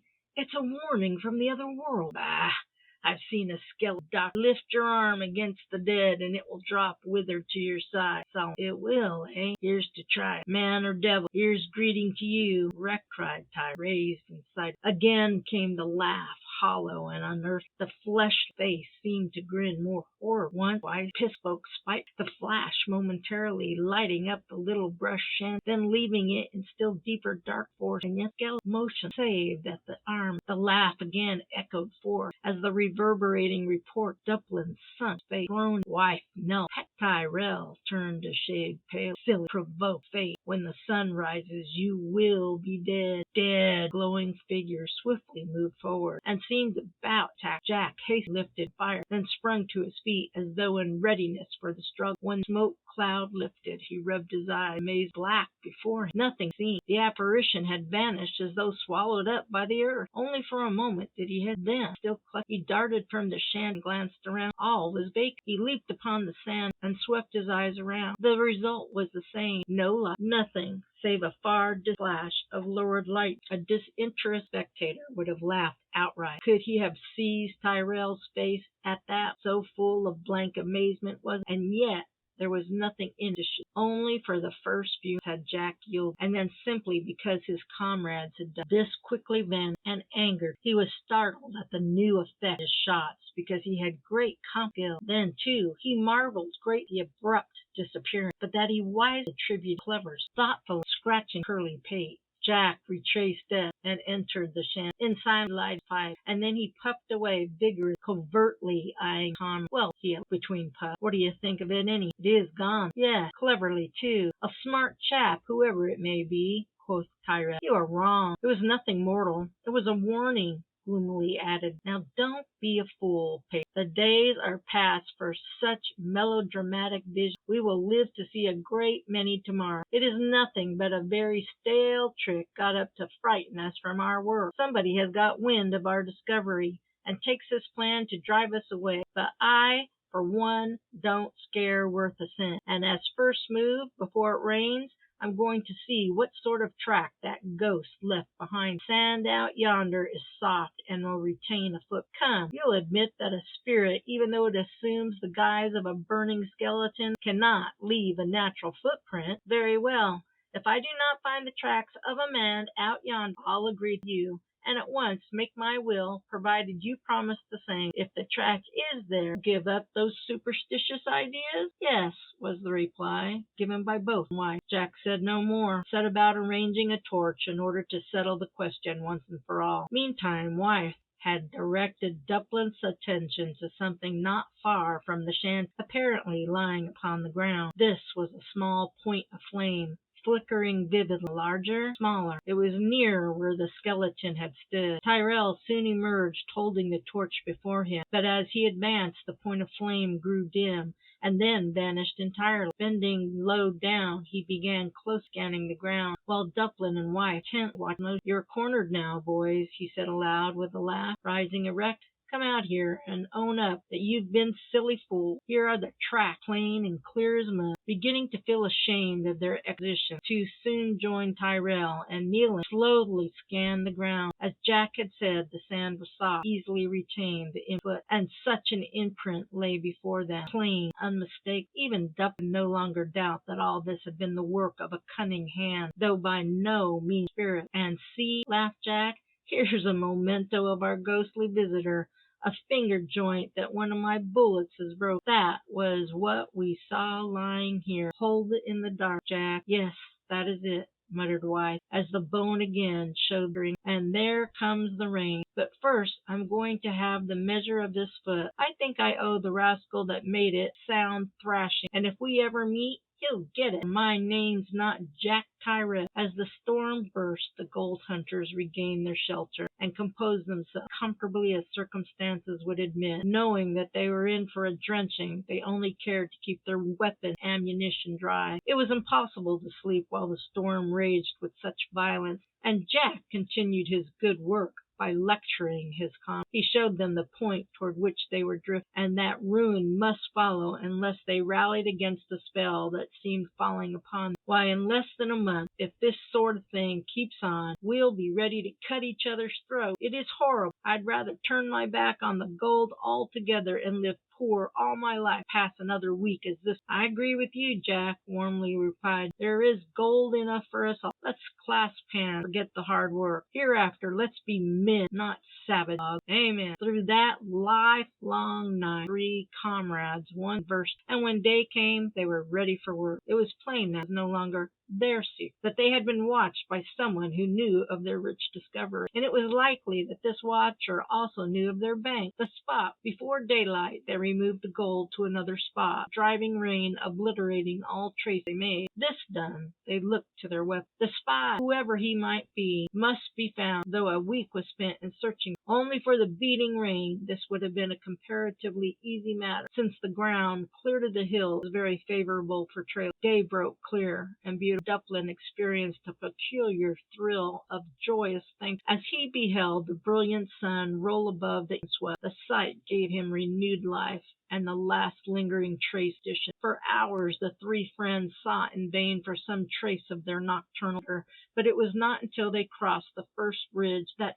such rewarded their search. Then, deeply imprinted in the moist sand, they came on a double trail, though both sets of tracks were evidently made by probably in going coming as they trod ways. "It's our man," cried Jack as he arose, preparing his tally track. "We must run him to ground now. Can't be far. Tracks are fresh. But which are the latest? That puzzles not much. Trill Chycock could tell, no doubt, but I can't. We must follow both. You and wife take that direction. Look to this. There may be danger to you going alone. We don't know who or what this fellow is. Best keep together. And so lose the game, like as not? No, I think I can hold my own. There's only one man. Go on, and if you find the game, build a fire of grass, send up a black. I'll do the same. Look out for it." It was rank folly to reason. Tyrrell and his comrades well knew that. So, parting, none of the trio dreamed the time they would elapse meeting, each bent to their work. The trail ran lengthwise along the valley, only divided from where they lay the golden bed by a high ridge. Duplin and wife were heading southeast. The trail, followed by Tyrrell, was in an opposite direction. "I think I can tell just how this will end," muttered Burr, progressing a mile or more. "I think we will find the stopping place on yonder point, where we can look down upon our camp. If so, we must hasten back and join Jack. The hot-headed fellow may get into trouble." A few minutes more proved their surmise to be correct. The trail doubled at the hill and then ran back for a ways, side by side. The friends had no difficulty in retracing steps and advanced at half a run. The damp earth had retained track. In 10 minutes they had regained the point where Tyrrell had left them, and still hastened after. Then they paused, simultaneously uttering a low cry. Late, gasped, faint and distinct, came to ears, borne by the favored breeze. 2 quick-feeding pistol shots, closely followed by a cry as of pain or mortal terror. These sounds came up the valley. Clutching their weapons, the friends bounded forward at top speed, their faces pale, their teeth tightly clenched. They feared the worst. "My God, look there!" gasped wife. And before them, close to where the rocks that thickly covered the hillside began, the ground was torn and trampled as though the scene of a desperate struggle for life, and upon one side of a white bleached boulder, large crimson stain that could only by blood. Sick, faint, the comrades wildly glanced around, listening anxiously for some sound to guide them, but all was still save their breathing. "Come," cried Duplin with roused self. "This is folly. We must work, dead or alive. We must find Jack and either rescue or avenge him." Dreading lest at every step the dead body of their friend hidden among the rocks, the gold hunters, here and there a blood splash guided their eyes. Drop, drop. It led them up the hillside. This guide, the flinty ground retained no trace of footsteps. A gore-stained rock attracted them. Rushing forward, Duplin uttered a low cry. Then he sunk upon his knees and bent forward. Burr's wife turned sick at heart, and staggering would have fallen but for the friendly support of a jagged boulder. A cry broke from his lips as he started back and removed his hand. It had entered a tiny pool of fresh blood. End of chapter 5.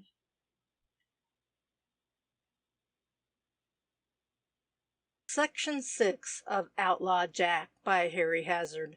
Lost in the Labyrinth. With a convulsive shudder, Burr wiped the clotted blood from his hand. Duplin, startled by the cry of his comrade, quickly turned his head. What is it, Wythe? Nothing. I rested my hand in that blood yon. But what is this? Cave? It must be. And see, there are bloodstains on the inside edges of the rock. Whoever, one or many, have gone in there, taking poor Jack with them, either dead or alive, muttered Paley, as he drew back and carefully looked. Then out of it they must come, determinedly turned Burr, his eyes glittering. But how? If in there, they have the advantage of us in every respect. There is one way. We must enter and do the best. It looks like suicide after what we hear, but if you dare risk it, I will not fail you. We cannot desert the lad. He would risk as much for either of us. Here, let me pass in first. I can get some idea of what is before us, and if they mean mischief, they'll wait to make sure of us both. You keep back from the entrance, but ready to assist if I call. Pale but resolute, Wythe crawled into the hole, and then glanced quickly around him, as though in hopes of being able to penetrate the dense. That his heart quicker than common is no disparage his courage, for there is nothing so trying as face danger dark. Feeling around, he found several pebbles and flung them violently from their faint echo desire. It's a large cave, Paley uttered, as he emerged into the opening. We must not enter without material for torture. We might pass within arm's length of poor Jack and not know it. Thoroughly determined to find comrades, and if possible those struck this blow, two men scarcely gave a thought now they might hurry, nor how completely they would be at the mercy of any hidden enemy while they were bearing lighted torches. So, while Wythe guarded the cave entrance, Duplin hastily collected material for torches. A few minutes sufficed for them. Then both men entered the hole. Thus shielded from, they soon succeeded in kindling a torch, and then, while one held it aloft, the other kept just without the circle of light, with cocked and ready revolver. In this manner, one at least would be running less risk. Duplin, as the best shot, held the latter. The two friends curiously glanced around, but little was save the jagged roof of rock as the torch emitted but a light. Still, a few moments showed them that the chamber in which they stood was untenanted save by themselves. It was of considerable size, irregular in outline, rough, jagged, with a low roof ceiling. Look, here is a sort of tunnel, murmured Wythe, waving the light before him. And yes, here goes the blood drop. Poor Jack! If it's his blood, he must be dead. Maybe not. A little makes a big show on rock. But let's hasten. I'm eager for anything. Even the knowledge of his death is better than this suspense. If he is dead, somebody must pay for it, gritted Wythe vindictively. The tunnel was low and narrow, and the explorers had their heads to avoid the rocky roof. More than once, Wythe fancied he could distinguish the trace of tools wielded by human upon the soft rock, but other thoughts occupied their mind, though at another time this fact would have excited the curiosity. The tunnel was winding, now sheering abruptly to the right, then again to the left, and several times Wythe paused in doubt as two passengers met his gaze. But a close and cautious scrutiny would show a drop of blood upon the floor of one or the other, and thus guided, the adventurers pressed on further into the labyrinth without a thought of their own peril, thinking only of their lost comrades. From first to last of that day they exhibited a strange lack of prudence. Their progress, owing to these causes, was slow, far more so than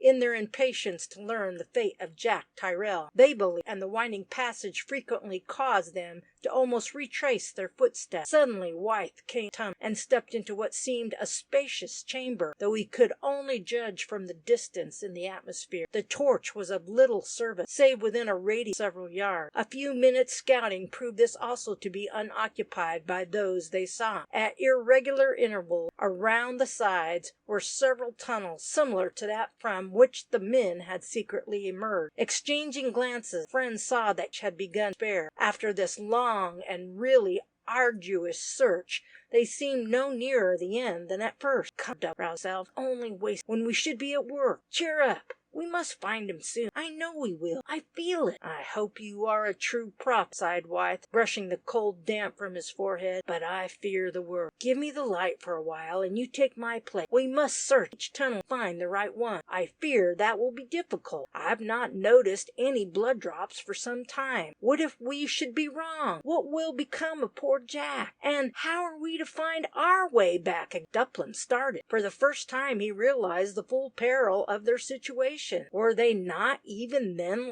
lost in the labyrinth, in the bowels of the earth, and nothing staying life? No food, no water. The thought was sickening. We must not think of that now. We've enough to trouble our minds without that.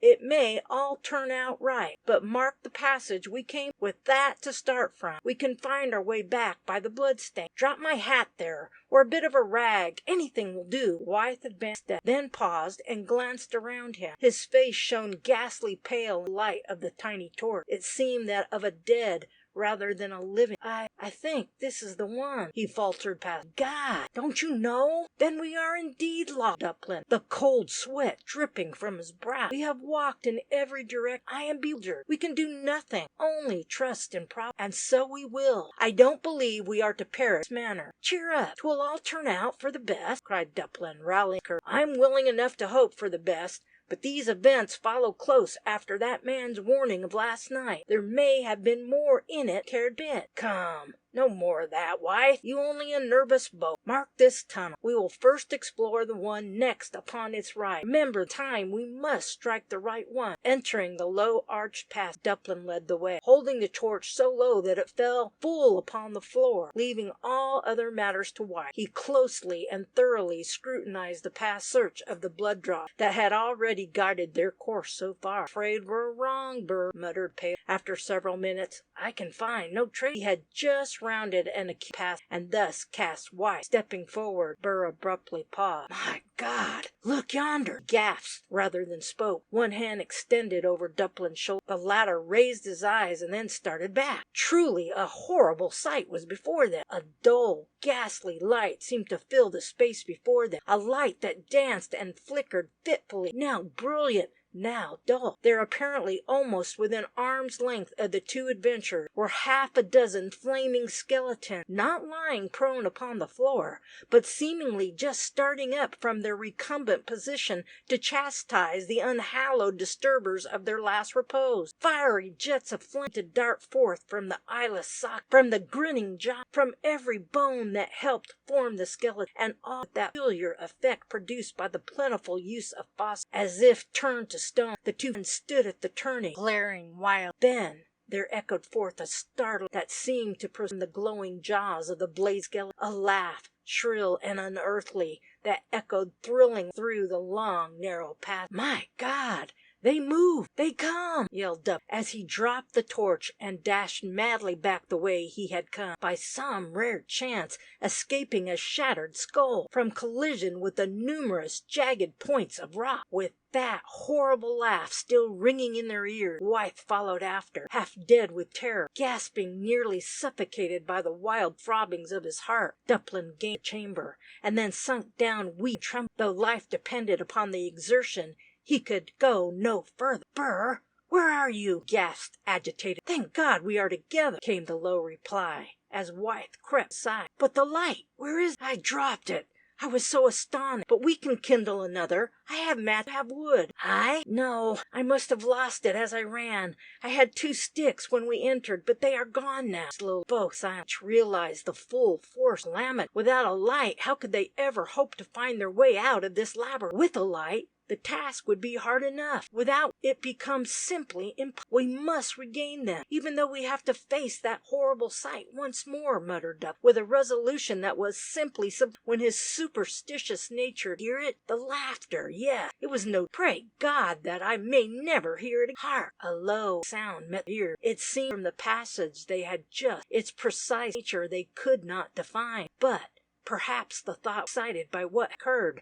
They fancied it was the echo of that horrible peal of laughter. Nearer! What shall we do? Gasped Duplin. Remember what Jack showed us. There is some trick, I feel sure. Flee blindly through these passages. We must meet what is coming. If really supernatural, we cannot run away from it. If human, we can solve the mystery with a pistol bullet. Hurriedly muttered Burr, and Ball clicked sharp, his resolution to restore Dup. And then, in silence, they awaited the result, though in pain, for neither was free from dread. Few men are equally brave in the dark and light. The suspense was not of long duration. Another shrill, unearthly peal of laughter rung through the rocky chamber, and then, as if by magic, a glowing skeleton with every bone plainly outlined stood before the two gold. Duplin hastily cocked the ball. It seemed that the sharp metallic click was not unheard, for another laugh, low and taunt, came from where the gas stood. Then a voice, the same that had addressed them at their camp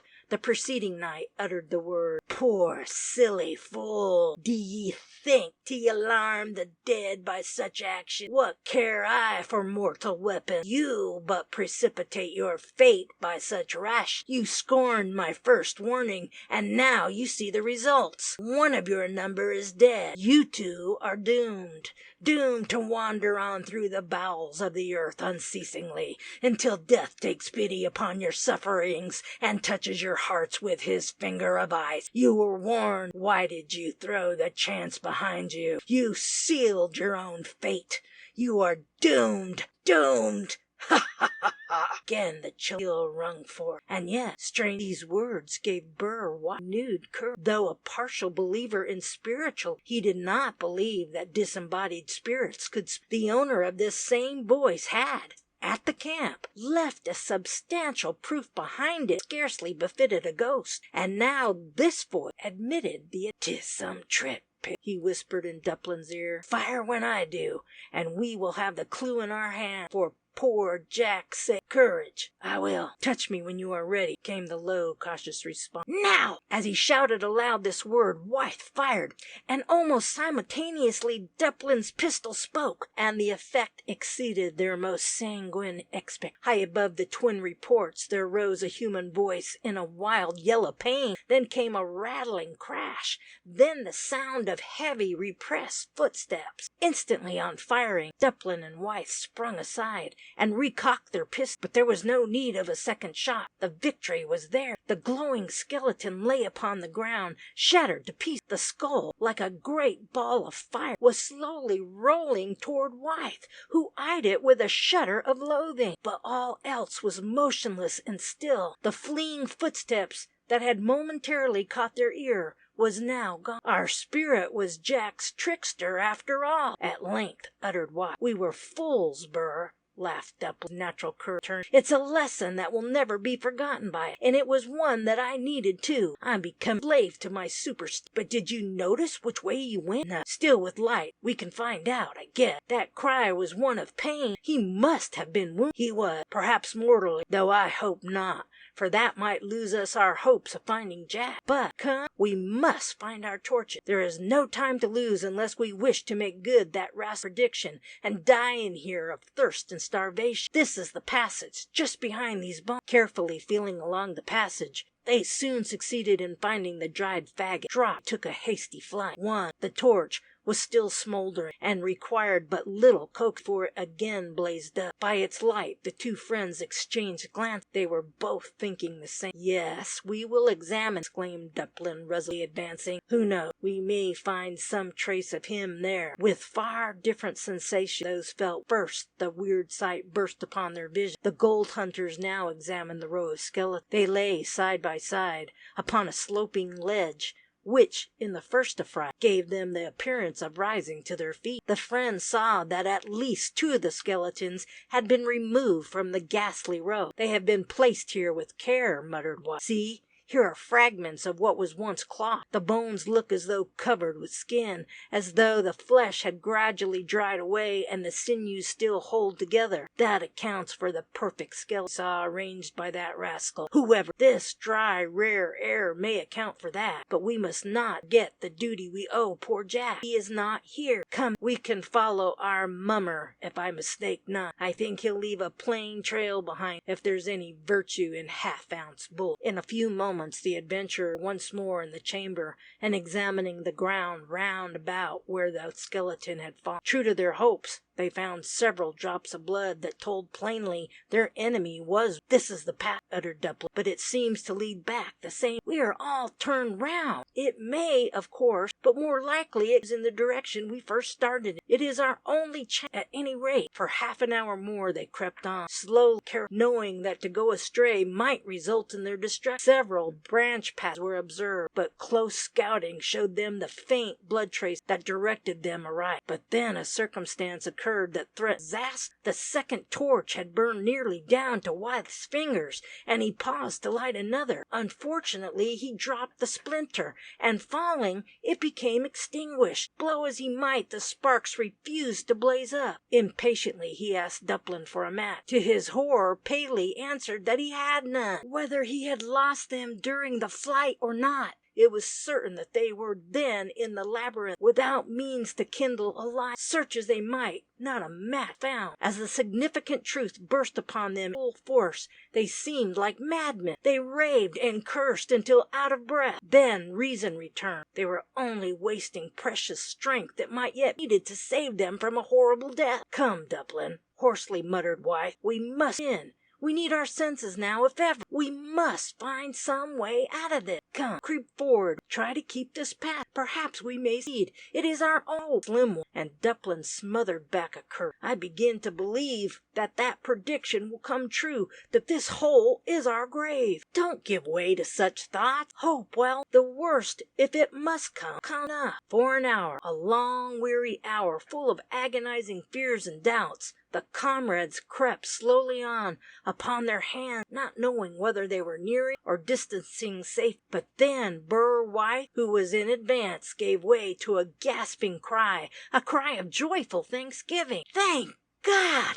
We are saved! This is the first chamber. I can tell it." "But," hesitated Duplin, "then we should see the light. Where's the hole we crept in at?" All before them was dark and black. They could see nothing. And now Wythe remembered that as they first entered the tunnel, he had glanced back. The hole then shone clear and it was gone now. With a cry of apprehension, he arose and sprung forward. In a moment he discovered the truth. This was indeed the outer chamber, and he felt where the entrance had been. It was now blocked up. They were buried alive.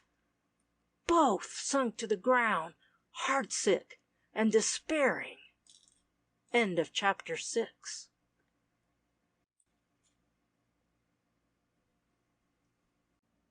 Section 7 of Outlaw Jack by Harry Hazard. Read by Lore. Nate Upsher's work. On the night of the storm, Nate Upsher sat apart with 2 comrades, noiselessly smoking his pipe. That he was not in the best of humor was plainly evident. It was only several hours since they had come on the whereabouts of Wythe and his companions, after an arduous search of several days' duration.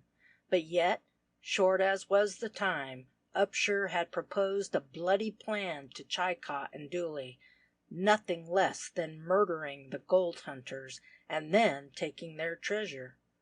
His ill humor now was caused by their flat refusal to enter into anything of the sort. They had counted the cost, and were willing to enforce their rights to a portion of the placer, if need be, by an appeal to arms, but it must be an open fight, not midnight assassination. But Upsher objected to this. It savored too much of personal danger, and that he did not greatly fancy. So he sat brooding over the matter, sour and sullen. "It's just this," quoth Chicot, settling the ashes in his pipe. "They must let us in on shares. I'll tell 'em that I knew of it fust, last year, and I only jined the train so's to git the place. They can't deny it, or if they do, they can't prove that I lie. Then if they cut up Rusty, let 'em. We can make 'em sick o' the job, I reckon, but I won't have no underhand work, no rubbin' out in the dark. Mind that, Nate Upsher." They were encamped upon the hillside in a deep crevice in the rocks that overhung their heads, where the tiny campfire was hidden from anyone unless within a 60 yards of the spot. And, as he stated his position, Paul Chicot lay down to sleep, unmindful of the coming storm. But that night was not to pass without disturbance, even with them.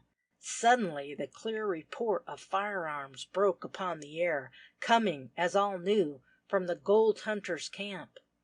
Peering over the rocks, they saw a strange, luminous light moving above the valley, but before they could guess its meaning, the light suddenly vanished. While still gazing down, they heard a rapid footfall just above them, and then a strangely shaped dark figure bounded past them, up the rocks. It seemed the form of a man, bearing an unwieldy bundle upon his shoulder, dark and dimly out. Little slumber visited their eyes, and his curiosity excited. Chaikop plunged storm on a reconnoitering expedition. He soon returned, saying that the gold hunters were still in their shanty. Then who or what dark were there still others in the valley? Others after the golden hoard that lay beneath the sand? Awaiting other development, Chaikop early in the morning saw the friends start forth as if with definite purpose, and they hastily passed over the rocky ridges of the eyes that so watched. Now's our time. We can go and dig up their gold. Be off before they get. Not yet, replied Chaikop, who possessed more. We don't know how soon they may be back, and I don't. Let's watch their about first, grumbling upshire, and the trio crept up to the over, keeping well. From there they saw the others cover the double trail and then separate. Duplin and White, of course, Jack Tyrrell the other. They're trailing the critter, indeed, muttered Chaikop. Let's watch until they get out of sight. Then we'll go for the gold. Impatiently watched the tardy progress of the adventure, for now that a chance opened effect object, they were one all eager gold. From their position, the valley below them, visible nearly a mile in either direction, bare and treeless, desolate and dreary. My eyes good as they wore one, but unless I'm mightily mistook, there's trouble waiting for Jack over yon. Most sure I sighted a human on them rocks, but it's gone now. This is getting interesting. Seems like we're going to have separate game. With curiosity fully aroused, the trio watched Tyrrell's progress, and as he passed round the point of rock, aided by Chaikop, watchers fairly held their breath. Then came the sounds that had so deeply alarmed Duplin and White. Two quickly feeding pistol shots, then a cry for help. I told ye so, muttered Chaikop, excited. Tyrrell's in trouble. The something down quick. See, there comes the other fellow. If they sight us, it's fight, then sure. They'd think we was at the bottom of the old devil. Hunker down, I say. Now's our chance to get hold of the gold, Nate Upshur eagerly. We'll have time. No, I'm going to see this afar out first. It's best that just what and got to work again, and we'll never have a better chance to find out. Come, keep along behind the ridge. We can get up opposite the spot where Jack was, afore the other. Careful. Don't show your head above the ridge. Though having the long and by far the roughest, Chaikop gains our head of Duplin White, owing to the latter having to follow Tyrrell's trail. But though they closely scrutinized the opposite ridge, nothing human. The boy's gone, and so whatever he's runned again. Maybe he's rubbed out, and the feller is laying for the other. For there comes Duplin White. In silence the trio watched. Of what they were the reader are. For a time the watchers were puzzled, but then, as the began gathering dried sticks to the sheltered rock, the truth gradually Paul Chaikop gave vent low whistle. They've holed the game. Surely the fools ain't gone to venture in. It is fool, but they show plenty of grit. Now wanted a buck. If they go in there, the game's in our hands. Exultantly muttered Upshur, his eyes glowing wicked. By that, can't we block 'em in? Then we'll have a good chance to fight it out with those there hunting, while we can take our time about the gold. In that way we can get rid of them without killing them, and just as effectually too. I don't see much if you leave them there to starve. Slow, for the first time for hours, giving his in this respect being very different from the popular idea of a knight. If you're so cursed tender-hearted, why don't you go and offer to help? Had I known what a milksop you were, I'd never have lifted a finger to help you to a fort, nor would only ye wanted help. But best keep a bridle on your tongue. I don't take black words from anybody. Quiet. Dry up. Quit your quarrel. It don't do no good, and only makes bad blood. We're working in harness now, and must keep up his end. First work, then pleasure. Fight, then as much ease. But I think there's a good idea of yourn, Upshur. We can block in, supposing they give us a chance, and then, when we're ready to travel, we can set 'em free. But mind this we've got to do. I won't take a step in the matter unless this is all understood. Neither will I. What you like about that, sure? But we're losing valuable time. That may be but a small den, and we may be too late. Then if they seize us, it must come to blows. If they begin, why, We'll give 'em the best we've got in court. Come then, let's travel." Ascending the ridge, the three men hastily across the level valley, and soon gained the second. As the reader knows, this danger was not suspected by either Duplin or White. "You and Tim, you can roll over that big rock above there, sure." Kneeling down beside a boulder, "I'll agree that they shall not disturb your work. If they hear you, I keep them back, I guess." At that moment, covered the entrance to the cave with a revolver in either hand, cocked and ready. Nathan Upshur ardently hoped he hated with such a venomous animosity would appear. A good shot, he felt, that the path before him cleared, and the stain of the midnight murder fairly fixed upon the burr. While exerting their strength to the up, men at length succeeded in toppling over the boulder that must have weighed many tons. Had it not been so nicely poised, their efforts would have been in vain. As the mass settled fairly over the hole, Nate Upshur laughed aloud, diabolically. He knew that mortals could not be robbed without the aid of strong. In the excitement of the moment, neither Chicot nor Dooley had thought, and they now felt as though they had cowardly murder. "That job done, and well done too, I call it," Upshur chuckled. "Now for the other. We alone are the owners of this famous golden bed that Duplin raved about. Come, I am anxious to know the extent of our fortune." "Don't look so grum. You should laugh instead, man." "I feel like a dog that's caught sheep killing or ag suck, Chicot. We may be rubbed out two settlers as a dern sight better men than either of us, in a cowardly way, too." "Bah! I suppose your conscience touch any of the gold they've dug, won't you?" Upshur. "I don't know. If they be gone, why, s'pose I might as well heave some of what they left as for you to get it all." "I thought so. But come, the sooner we finish this job, the better. There may be another outlet to the cave, and these fools may stumble upon it and come back in time to make us trouble. But once let us get clutches on their pile, and I think we can hold it." With hasty steps, the three men recrossed the little valley, and from the other ridge carefully reached the deserted. No one appeared to be near it, and their hearts thrilled wildly as they realized that they were now sole masters of the golden secret. Even Chicot forgot his scruples in the dream of fabulous wealth that filled his mind. "It's ours, all ours now," muttered Upshur as he darted down the rough hillside at reckless speed, slowly followed by his comrades. In a few minutes more they stood within the rude brush shanty. Eagerly they gazed around, as though expecting to discover great heaps of the precious metal. Then Upshur laughed, harshly and discordantly. "Bah! What fools! Of course they hid it. But what one hides, another can find. They've changed the gold to another place, for there's where it has been." All could see as much, but the gold was not there. Still it must be hidden near at hand. End of section 7. Section 8 of Outlaw Jack by Harry Hazard. The Wild Man Again. Meanwhile, where was Jack Tyrrell? We left him at the moment when he turned around the point of rocks, following on the strange trail. A few rods beyond this, and he suddenly paused as a peculiar cry met his ear. Hastily glancing up, a strange light met his gaze. A flash of recognition lit up his face. He had seen that form once before. It was, indeed, none other than the occupant of the hill cave, whom he had beheld fed like a child by the beautiful maid, the one whom he had, a few hours later, seen shot at by Nate Upshur, the being called by Paul Chicot the Mountain Devil. He stood at the base of a large boulder, one hand outstretched, clutching his long bow already spoken. His attitude, his face, his eyes, all told that he was angered. "Back, rash fool," he uttered in a stern tone. "I warned you once.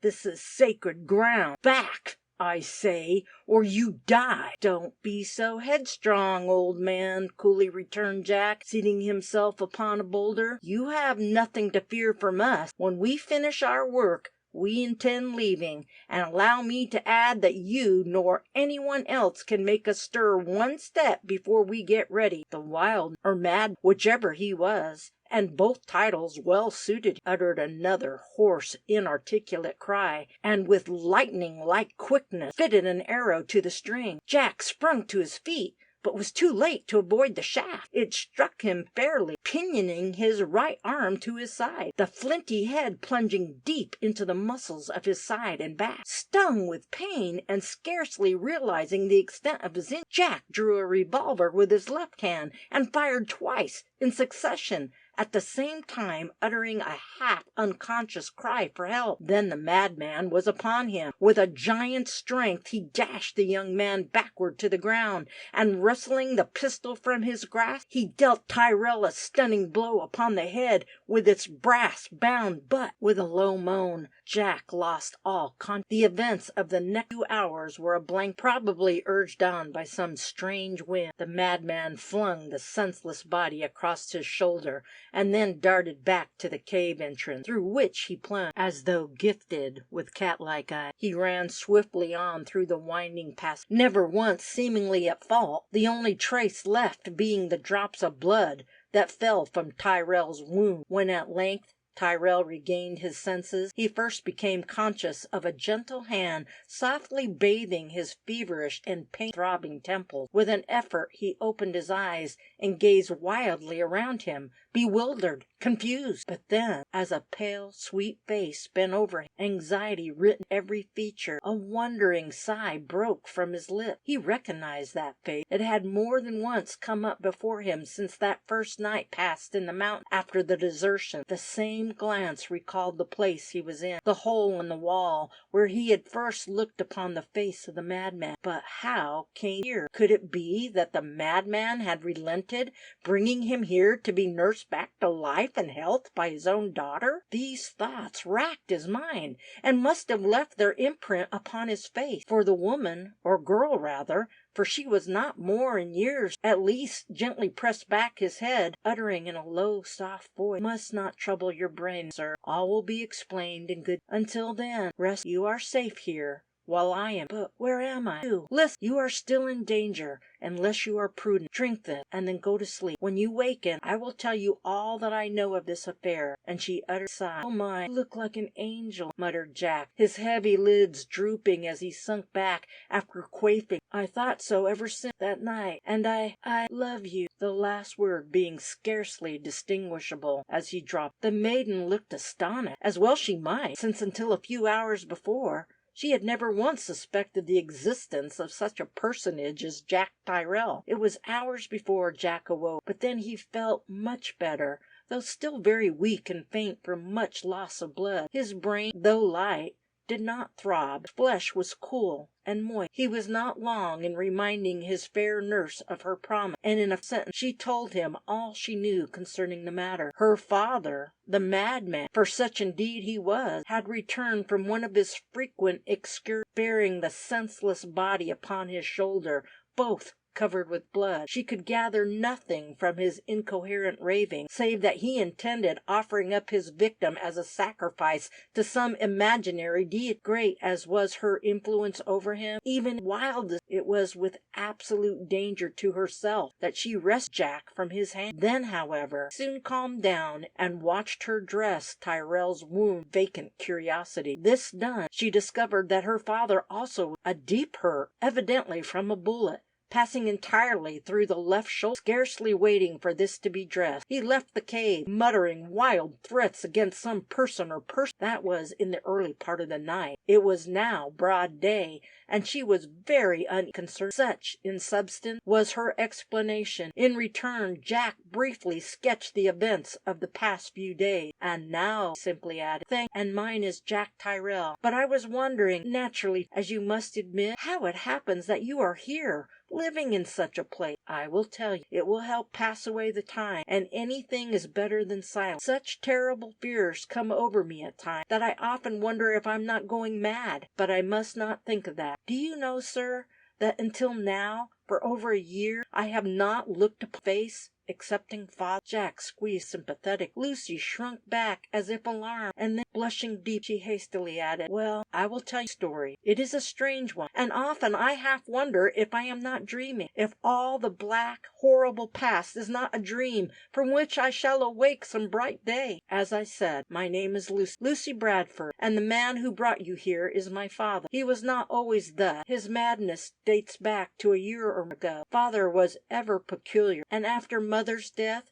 which occurred when I was quite a child, he became still more so, and I can now understand the covert hints and strange bits of talk that used to puzzle me, passing between the neighbors. They believed he was gradually losing. It was a queer but very pleasant life that I led. As I began to understand things that I saw around, Father was an actor, as I believed then, the prince of act, but the plain, almost miserable style in which we were forced to exist should have showed me better. It was a struggle for bread, and yet we were very happy. Father loved his art, and was only fully happy when treading the board, and he was sure of an appreciative house behind the scenes, for I would applaud until my poor hands were nearly blistered. I half fear that it was this that made Father love me so. I attended rehearsal with him, and was never absent from my post in the flies when he was on the stage. This became such a matter of course that no attention was paid me by the other actors. Well, times changed. Father became so queer, that is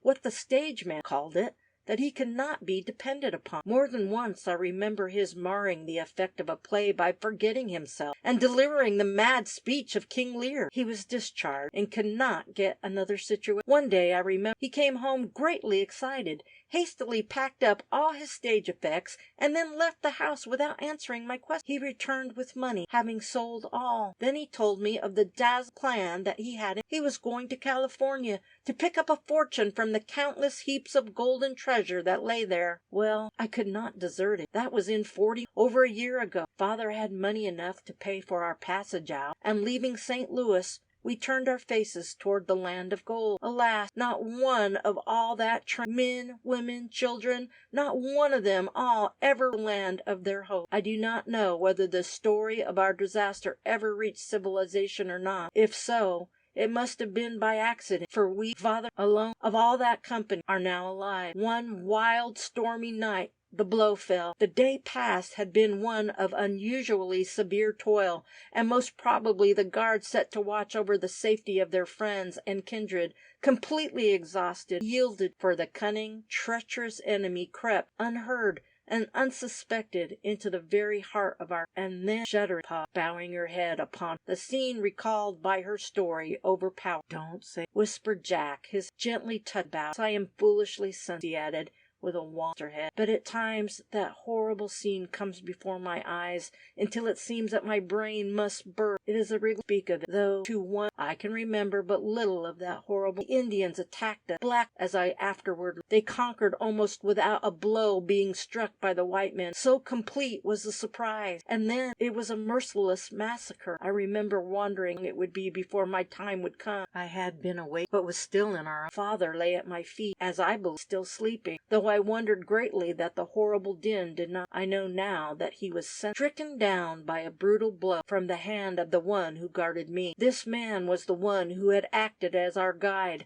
a middle-aged, rough, hunter-like person. He had joined the train with the sole purpose of luring it to destruction. How well he succeeded, you know now. It was a long time before I fairly regained. For nearly a month I had been like a maniac, and the Indians had protected me from the malice of the renegade. This condition alone saved my father. We were regarded as sacred beasts. But then, when my reason, I was again subject to the persecution of the renegade, creeping snake, as the Indians called. I appealed to the chief, who could both and understand English, though but imperfectly, for protection against the wretch. I believe that he pitied, but he dared not interfere. By the laws of the tribe, I belonged wholly to the renegade. The end came sooner than I expected. One day the renegade to the lodge that had been given Father and I, and one glanced at his flushed face and bloodshot eyes told me my peril. He was intoxicated, and his worst passion fully aroused. I shrunk behind Father in fear and trembling. The renegade advanced with a horrible curse and struck Father, ordering him to stand aside. You have seen him. You know how very strong he is. And then he was insane. It was all over in a breath, almost. Horrible struggle. Then the renegade laid upon the lodge floor, quivered, dead. The blood was streaming from his mouth and nostrils. His neck was broken. The chief had witnessed it all, but had not time to interfere before all was over. He seemed frightfully angered, and had I not clung to his knees, pleading piteously, I believe he would have killed father. As it was, he had time to reflect that a madman was not account for his act. A council was held, and father tried for the deed, but the fact of his mad saved, and yet he seemed to realize that he was in danger, though he hid his feelings from all save me. That night, we left the village, passing through it undiscovered. By daylight, we were far away, lost amidst the wild mountains. The beating rain had obliterated our track, and if the Indians sought for us, it was without success. For days we lay hid during the day, traveling at night, trying to find some way to civilization, but in vain. We nearly starved to death, but by a chance, or rather providence, father killed a wounded antelope that we found in a valley. On this we lived for several days. Father seemed to have forgotten his desire to fellow men, and appeared contented with this wild life. We were living in a little den or cave in the rock, not this but another miles away. One night we were awakened by a muttering at the cave. Outlined against the clear sky, we could distinguish the plumed crest of a savage. Probably he had observed us before night, and now had come to kill us. I was petrified with fear, but not so father. I did not know he was awake until I heard him move suddenly. Then came a dull, heavy thud, and the Indian's head disappeared, while a shrill yell of what mortal agony followed. I soon learned the truth. Father, with had flung a heavy, jagged rock intruder. As I saw when day came, the blow had shattered his skull to atoms. That was a long, dreary night of terror, but the savage must have been alone, for no further disturbance. In this manner, father, with bow and arrows, a knife and tomahawk. By long practice, he has become very skillful with the bow, and we never want for food. As for clothing, as you see, their skins, that, though rude, they are very comfortable. With that one exception, we have never been molested by the savage. During one of his wild rambles, father found this cave, and ever since we have lived stories. And a sad, commented Jack. Never, often, very often. But what can I? Even though the road was open, I am lost here as though out of the world. I couldn't follow. You have, I would ever is mad, incurable. But if I can induce him to go with us, will you object? You will like my friends Duplin and Burke of what fate, where, in case it happened to your father, I would die, perhaps starve to death. I try not. I only know that I can never desert him. All that I care for, while he lives, but if he, where he goes, but don't think, I fear, is that not the sound of some climb? Hastily muttered Tyrrell, not a little excited, half hoping that his friends had discovered his retreat. I will go see. Perhaps 'tis father returning. And Lucy hastened to the entrance. In a moment she returned, pale and agitated. Tyrrell felt a strange fluttering at his heart, for he was unarmed. If an enemy, they were indeed lost. End of section 8.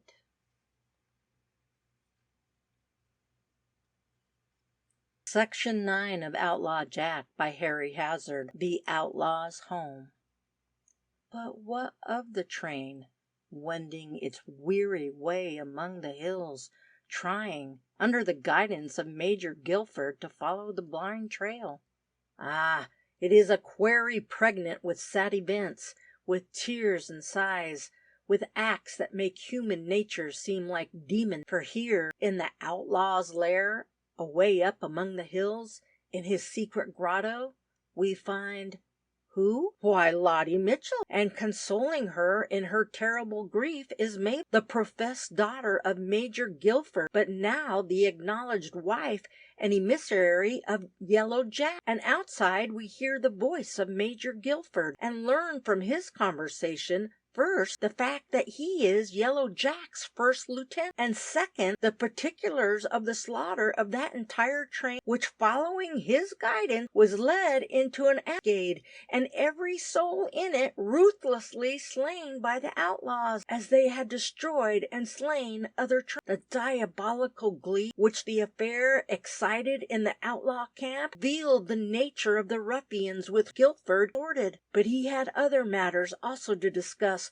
with some of them. He had rescued Lottie Mitchell and brought her safely into the outlaw camp, only to see Yellow Jack take her under his immediate protection. Was he to be deprived of his property? Was not Lottie his own by the laws of the band? And if so, by what right did the captain take her under his protection? This the major demanded in a manner that showed how bitterly he felt over the event, and his openly announced purpose to have his prize yet gave little promise of peace or safety to the now distressed and broken-hearted captive, whose hours passed in weeping over the awful tragedy which her eyes had witnessed, and whose fears for her own future were even more harrowing than for a time Lottie Mitchell was treated more as a guest than a prisoner by Yellow Jack and his household. Even Mabel, though herself scarce beautiful, strove to cheer up the sorrowing girl, even while a dull pain knocked at her own heart,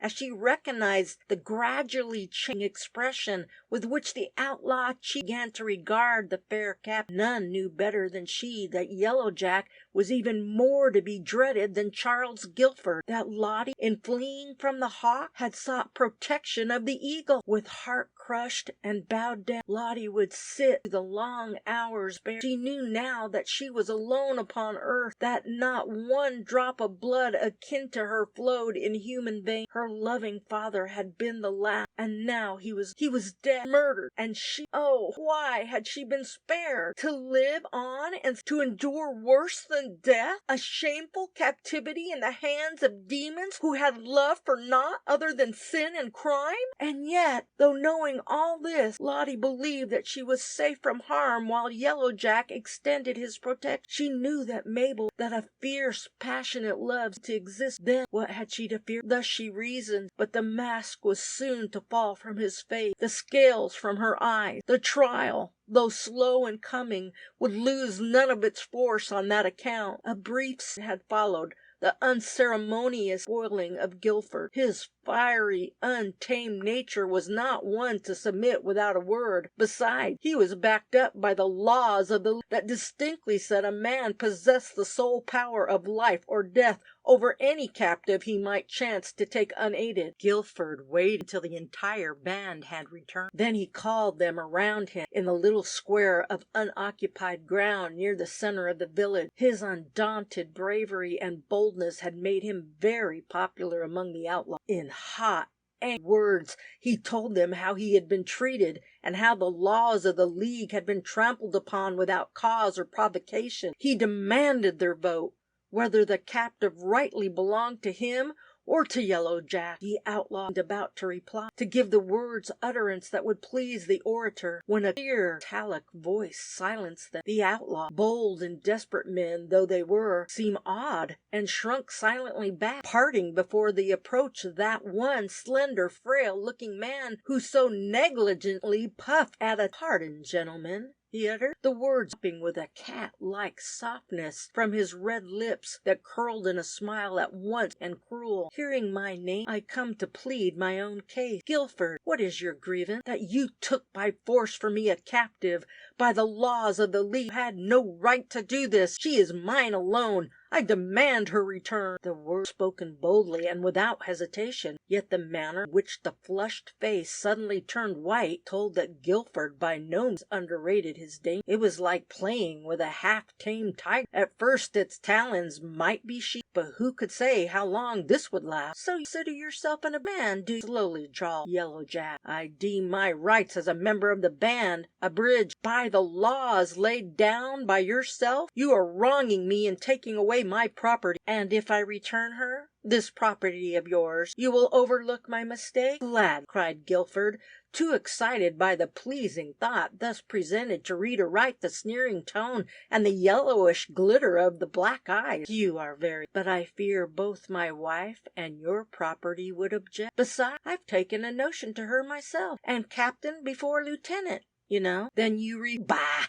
Why so much to do about a trifle?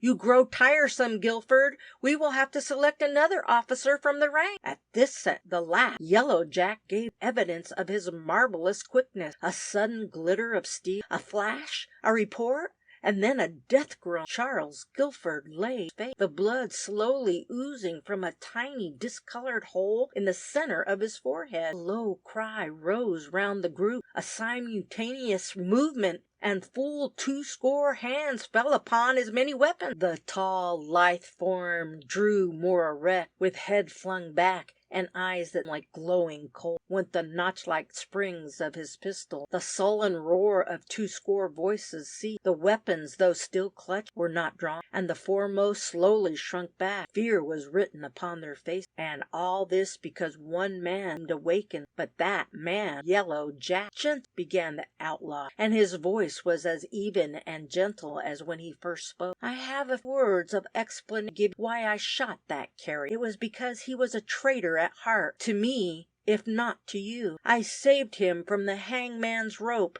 and brought him served admirably as a man, but raising him to be an officer spoiled. You elected. I could not, though I knew that this day must come in time. Well, he's dead. There is no use in producing proof of his treachery, unless some of you demand it. Then I will comply. Of course. Is anyone dissatisfied? If so, let him advance and give in his plea. No one advanced. Perhaps they deemed it scarcely prudent to do so, with that body still lying before them. Yellow Jack had conquered now, even had scores of times before, by sheer audacity, and now Lottie Mitchell was his. No one could dispute his choice, unless he scowled as he thought of Mabel, his wife. Good. I am glad so sensible. Of course, we must have another election. Tomorrow will do. Talk the matter over with yourself. The choice lies with you. And then Yellow Jack walked away, without so much as a glance at his victim. Meantime, Lottie Mitchell had been aroused from her torpidity, as it might almost be called, and this by one of whom we have had only a fleeting glimpse, the being called by Yellow Jack Crazy Joe. He had glided into the little cell-like apartment adjoining the grotto, where Lottie was sitting in apathetic despair. She glanced up at his end, but recognizing again her eye, whispered Crazy Joe, after a keen glance, "Sure, you have a friend near, do his best to free you. Just do not cry out. If they suspect who and what I really, both and I are lost," he added hastily, as Lottie gave vent to an exclamation of surprise. This was the first time she had heard him utter an intelligible sentence. To her, as to others, he had been the harmless idiot. For what had he been playing such a part? For now there was no trace of idiocy, only the sharp, acute decision of a bold and determined man. "I don't wonder at your surprise," he added with a kindly smile as he drew. "I have played my part well, and indeed I had need to, since my life depended upon that. But never mind that now. I fear interruption before I can explain. Listen now, you the truth, and placing my life in as I am, that is acts put on the better to enable gain my purpose. Instead, I am a spy of the government. My purpose now is to learn all secrets of the place, so that when the time comes for another attack, they can't baffle us as they did the last time. I assumed this disguise and wandered for days amongst these hills. Before I was picked up, almost starving, I was brought and closely questioned. I was only idiot, so only an iron will carried me through, for they tried even waking me from a sound sleep with a quick question. But I had studied my part close and foiled them. Now it is time for Act Second. I have learned all I care to know, and must disappear. They will think nothing of that, for I am an idiot." And he laughed. "But they'll think I've wandered away or been killed by wild, and then, well, and with me will be a host of boys in blue. Why do I tell you? Because you are in great peril, not of death, but even worse than that, and will need all the courage you can muster. I would take you with, that would ruin all. Pursuit would be made for you, and I killed. Then would your last hope die. Must wait patiently, and if we'll gain time, I will be back weeks at furthest. If you can evade the peril until then, we will save. If not, then we will remember you while dealing our understand part. What is this great peril? He is dead, and Mabel is my friend. Surely she will not let them murder me." And Lottie paused in genuine pride. "I will, though 'tis a delicate subject, but this is no time for false delicacy. Then I allude to Yellow Jack. to his passion for you. Hurriedly added the, but Mabel is his wife, true, or passes for such, but that matters. Why did he kill Guilford, his best and bravest man? Because that whom he wanted for himself. Now do you think? Do, faltered Lottie, turning ghastly pale. Then the trial, sooner or later. It may come today, or it may not come until we return. For your sake, I hope not. But you must be prepared for it. You must play a part. You must hide your real feelings and dissemble. Though keen as steel, you can blind him in his passion with your mother wit. Affect to think of the matter. Tell him you are too heartsick, that all around is so strange that you must have time to reconcile yourself to the change. Tell him, gain too, and I pledge my word, my life, you shall be saved. I give you the word of a man who never lied unless to an enemy such as those with whom I am now dealing. Only two at the most. I may return before, but if I am not here then, you can know that I am dead. Frighten me, but somebody is coming. Cautious. Hide your feelings, for all is lost, whispered the man, again becoming Crazy Joe, as he crouched down upon the floor and began tracing meaningless figures in the dry sand with his fingers, crooning a low, monotonous meaning as his blank and expression. Yellow Jack. He gave a start as the dark figure seated upon the floor caught his eye, but then with recognition came reassurance. Cared little whether the idiot heard or not. This will never do, the outlaw chief uttered in a soft musical tone as a little pallet beside which Lottie sat. You are fate dimming your eye by this pack into a live for the present, for the future, life gay and pleasant. If all around and I, the chief of this band of brave, will be the he added, offended. Not hesitated Lottie at a warning glance. Thank. Now I will give the thing for a time, and think over them carefully. You must, for a great deal upon you, among others, are deeply, in fact, upon your decision rests the whole of your future. Thus much by way of introduction. You may not know that by the rules of the band, Charlie Guilford really became your master, by his capturing himself. Well, though he was a good enough man in the way of duty, he was a devil at heart. He would have killed you with his cruelty in a month. For that reason I took you from. For that fate awoke a memory in my heart that I thought forever dead. Your face then, pale and care, reminded me of my mother, as I last saw her just before. I know now, killed herself, because, but never mind, I did not come. Well, Guilford objected, course. I shot him today. He would have served me so tomorrow, but I was ahead of him. Now, what I mean is this, you cannot lead this life always. You would die. Shut up so close, and were you to walk about the village, you would always be in danger from what you can get. For this reason, more than anything, I am here now to tell you that you must choose between me and one of the men. In other words, you must become my wife. You, but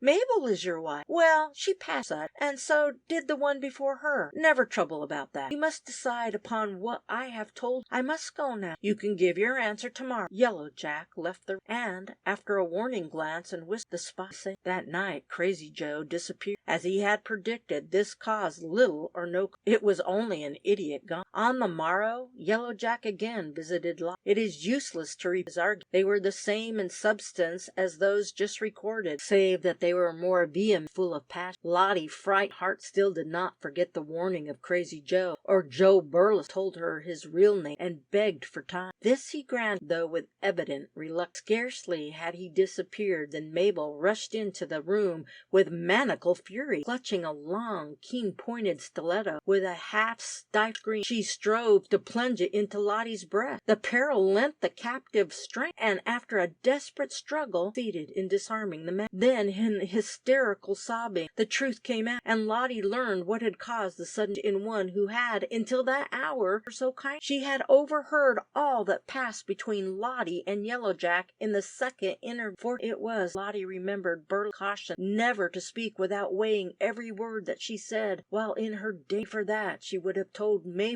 told her how she loathed the very sight of the monster Yellow Jack, and that she was only playing her cards to gain time that she might say. Instead, she disclaimed all thought of Yellow Jack from her, that she would far rather matters remained as they were. Mabel saw only one hope left her, and that was in the escape of Lottie. While she remained, the outlaw would only stray the further from his rightful allegiance, and with that hope he declared to Lottie that she would assist her to escape. Rendered suspicious by this sudden change, Lottie was reserved, though the very thought caused her heart to leap for joy.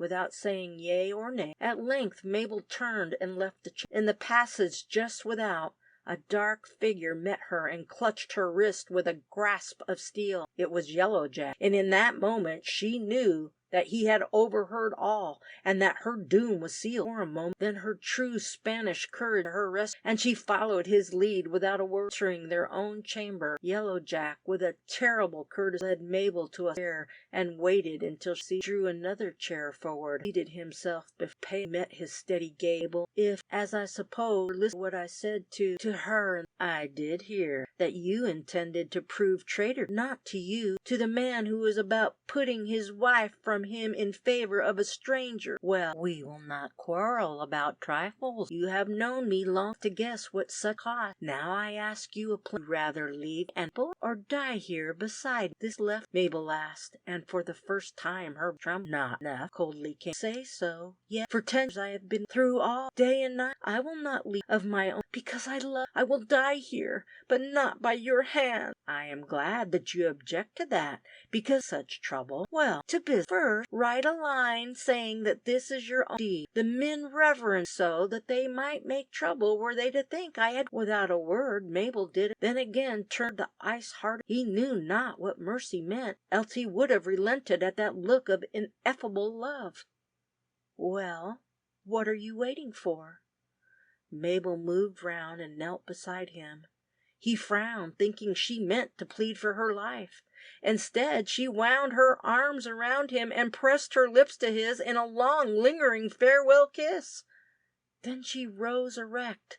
The bright poniard flashed in the lamplight. It sunk to the hilt in her warm bosom. Slowly she sunk to her knees, her eyes riveted upon his, and with that look of love, died. End of section 9.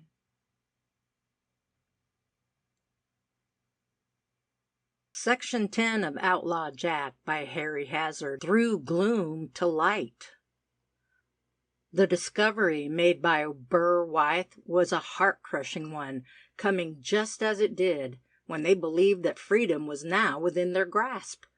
And for a time the two friends sunk helpless beneath the blow. But the reaction came soon. It was foreign to their natures to submit without a struggle, at any time, much less now, when to yield meant death the most horrible by starvation. They carefully worked with their fingers around the edge of what had once been the entrance. Only hard rock was there, not a particle of earth to give them renewed hope of cutting their way to the outer world by persistent use of their strong-bladed knife. "'Tis of no use, Duplin," at length muttered White, brushing the great drops from his brow. "We are blocked in. We must die here like dogs." It seemed so. All around the mouth seemed solid rock. But who can have blocked it up? Not that one we fired at. Surely what one man could have placed there, two could roll away. It must be the big rock that stood just above the hole. It could be rolled over, I think. If so, 50 men couldn't raise it now. Well, one thing's settled. Whoever closed this entrance wished for our death. Thus it's not likely we have anything to hope from them. So we must depend upon ourselves, if we hope to ever see daylight again, thoughtfully added Dup. Yes, but what can we do?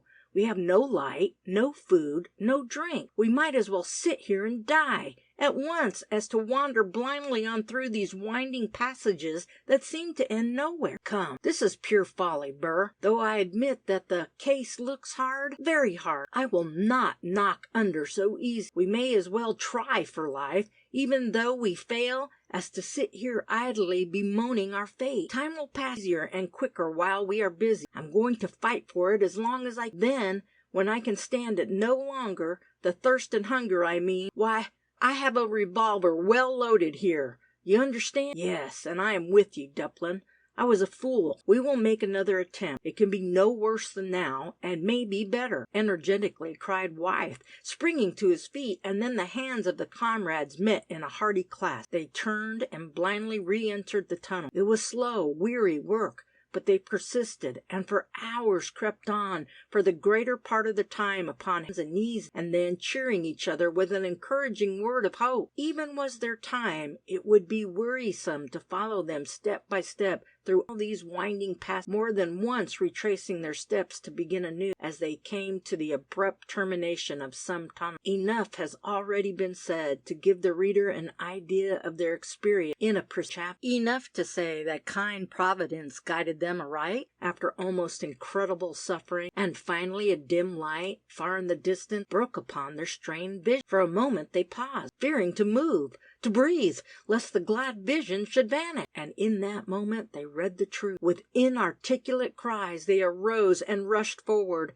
It was no delusion. The light was that of heaven, and then they stood in the open air beneath the welcome sun. They sunk upon the ground, faint and speechless. They were not what is called Christians, and they did not raise their voices in loud thanksgiving for the great mercy that had been shown them. And yet they were great. They recognized the good of the omnipotent, and their thanksgiving, if mute, was no less sincere and devout than if it had been couched in the most eloquent of terms. Their hands met and were lightly clasped. For a time they seemed drinking fresh, balmy air, the clear, glorious sunlight, with a rapture that until now had been a stranger to their hearts. All this was what they had mentally bidden farewell to, as they believed, forever. "We are free at last, Burr," muttered Dublin. "Yes, but I'm awful thirsty," was the prosaic reply. That word recalled sun, as they now knew by the position occupied by the sun. They had been beneath the surface for over a day and night,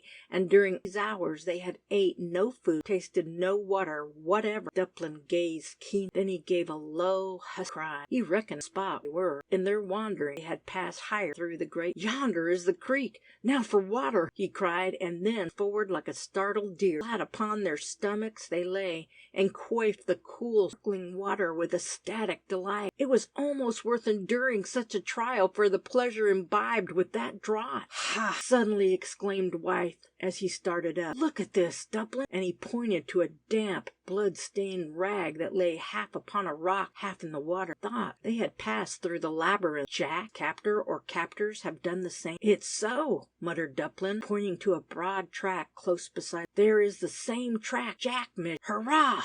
We may find him yet." "True, but how? Alive or dead?" In silence the two friends scrutinized sandy ground around. Finally they were rewarded by finding where the trail led away from the further side of the creek. In silence they glanced at each other as they noted the point toward which the trail now tended. It seemingly led direct to the valley whence they had made that discovery, to the cliff in which lived the strange couple. Then the truth struck, and they wondered that they had not thought of this solution before. The madman was their strangely acting adversary, and in this fact they saw a solution of his wild antics with the glowing skeleton. Surely no sane man would have acted as he had done, have braved such danger. "Dead or alive, we will find Jack there at length," uttered Duff. "Find him we must, but it requires one man like that could keep 1,000 at bay from the cave, and if he is mad, it would be a crime to kill him, even in self-defense. Come, we will do the best we can." Though feeling morally certain to where the trail would lead them, the gold hunters did not neglect any precaution, and slowly traced out the footprint. True to their suspicion, they led directly to the foot of the cliff, where they were locked upon the empty rock. Concealing themselves, they only watched the cliff for hours, in vain hoping to learn whether the madman was still in the cave. But then, urged on by anxiety for they cautiously scaled the cliff. When halfway to the ledge that served as an entrance to the cave, Dublin, who was in advance, abruptly paused. Slight noise from above. For a brief instant, face met his startled gaze. Then it vanished. But brief though the glance was, recognized it as the face of the maid he had seen once before. "They've discovered us," he muttered. "Now for it. Up, or we are lost." But contrary to their expectations, they reached the cliff ledge unmolested, and then sprung forward to the cave entrance. They paused. All was still. Only for that brief vision they would have believed it was all within was dark, impenetrable to their gaze, dazzled by the bright sun. But then there cried a voice well known to their ears, the voice of Jack Tyrrell, for whom they had dared and endured so much. "Boys, thank God you are here!" These were the words. Then Dublin and Wythe sprung forward.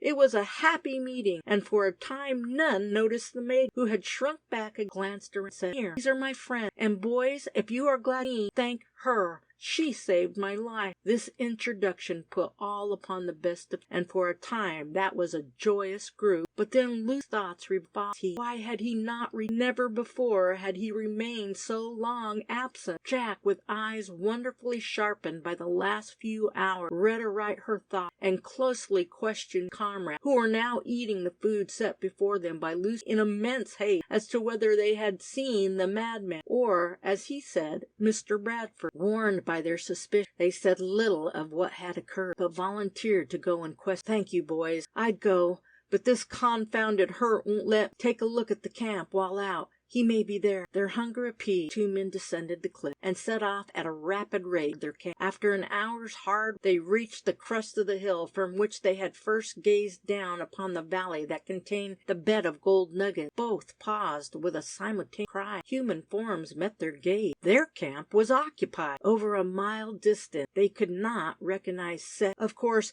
none but men were there. But were they white or red, enemies or friends? Scarcely the latter, though. The 2 friends exchanged glances. Hard, determined expression rested upon each face, and their eyes told their resolve. A fortune, hard-earned, lay there, belonging to them. Should they abandon it now? After all they had endured? No! Neither spoke a word, but looked to their pistols, renewed each cap after seeing that the nipples were well primed. A misfire might be fatal. Then they glided forward, not seeking to hide their movement. That, after the valley was reached, would be impossible. Nearly a mile of level sand, without a rock shrub, must be passed over, and yet they reached the watercourse unchallenged, unless the one feeble shout that to their ears was such. They stood amazed. A terrible spectacle lay before their eyes. 4 men stretched on the ground, only one of whom gained of life. He had dragged himself to the brush and was now lying in its shelter. The others were dead. 2 of them lay upon their faces, the flint head of an arrow protruding from each back. The other, close by, still clutched a bow.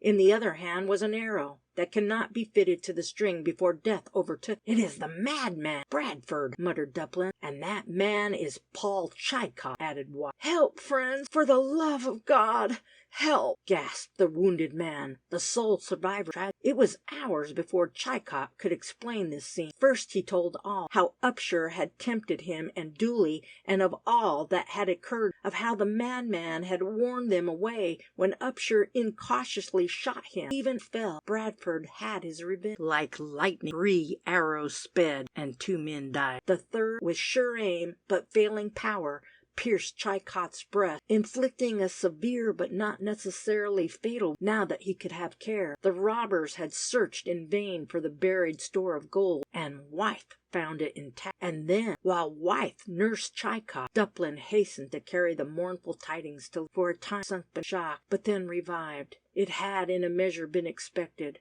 She had known that his life could end only in that way.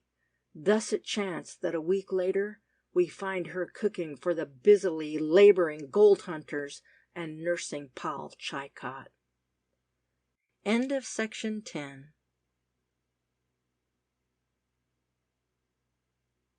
Section 11 of Outlaw Jack by Harry Hazard. Read by Laura. Exit Yellow Jack. Late one night, Duplin came into camp in a state of considerable excitement.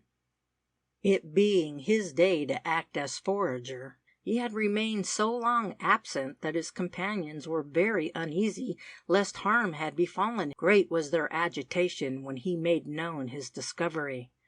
Wandering further to the south than customary, he had just before dusk come upon a large encampment. After a brief scouting, he recognized the body as being United States soldiers. He did not venture nearer, but at once hastened back to lay the matter before his friend. Here was a safe escort, by accepting which they might spared all the toil and danger they otherwise might expect to meet on their return journey to the States. But on the other hand, there was their gold. It could not be concealed, so that the eyes of the soldiers would not reckon. Among so many, there might be some evil-hearted men, only too glad to win independence by an act of treachery. The matter was thoroughly discussed, and then decided. They would trust to their former plan. At this, Paul Chicot gave a sigh of relief. He was yet too ill to be moved with safety. The body of cavalry, as the reader guessed, was indeed that to which Joe Burleson had alluded in his conversation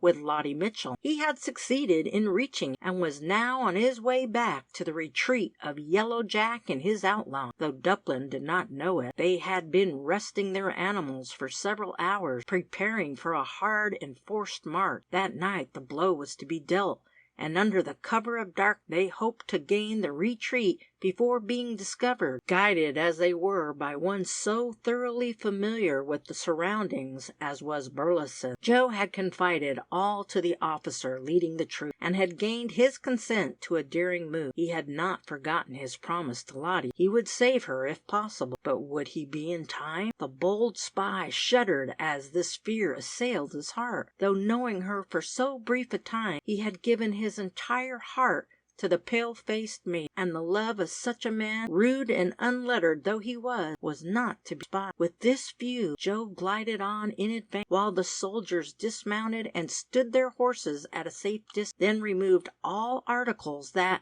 by jingling, could possibly alarm the foe too soon. Dressed as he had been when first appearing at the village, Burleson entered without fear, knowing that Crazy Joe was a privileged person. But the village was quiet. The outlaws seemed all asleep. Not all. From the hillside, shining through the tiny windows that he knew looked out from the grotto, Joe caught the faint ray of a light, and more. A half-stifled scream came from that direction. His teeth grated together. His eyes flashed with a deadly glow as he glided into the little hut that sheltered the entrance. He recognized the voice of Lottie Mitchell. He paused at the entrance of the grotto. All was still, but a sight met his eyes that fairly maddened him. Near the center of the room a man was bending over the form of a woman. The latter seemed insensible. The man was Yellow Jack. The woman was Lottie Mitchell. Thank God he was yet in time. Such was the thought that flashed across his mind like intuition. Why, he could not have explained himself. He did not speak, made no sound, but he bounded forward like a panther that thirsted for blood. One hand clutched the neck of Yellow Jack,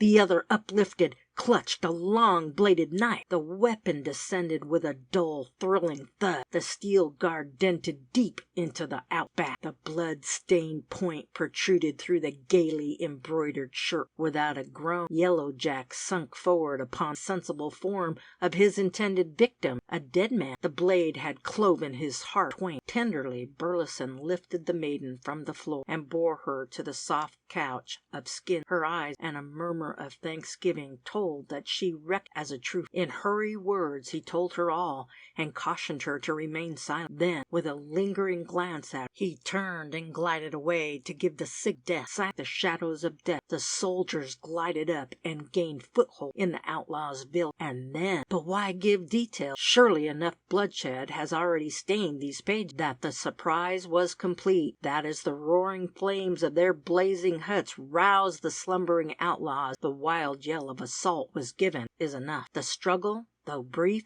was desperate, bloody. The outlaws never thought of begging. They knew that it would be denied them, and so, fighting, they died. An hour, then the band was annihilated. The next day a strange cavalcade left the retreat. Horses and cattle were heavily loaded down with plunder. In a comfortable litter rode Lottie Mitchell. Beside her was Joe Burleson. Poor fellow! He was happy, but his awakening came soon enough, though his love deserved better reward. In safety they reached Fort Laramie, and then Lottie was taken ill, and only awoke to life again when winter had snowbound all within the fort. And oh, the joy that awaited her then! The form that first met her conscious gaze, worn and pale with long and constant watch, was that of Burr. Why, this fact is the pocket of gold eventually gave out or afforded so little reward that it was not deemed worth while wintering. So Paul Chilcot, now fully recovered, and Duplin contrived to capture a sufficient number of horses and mules from those that had escaped to the hills during the attack on the outlaws' retreat, to mount the party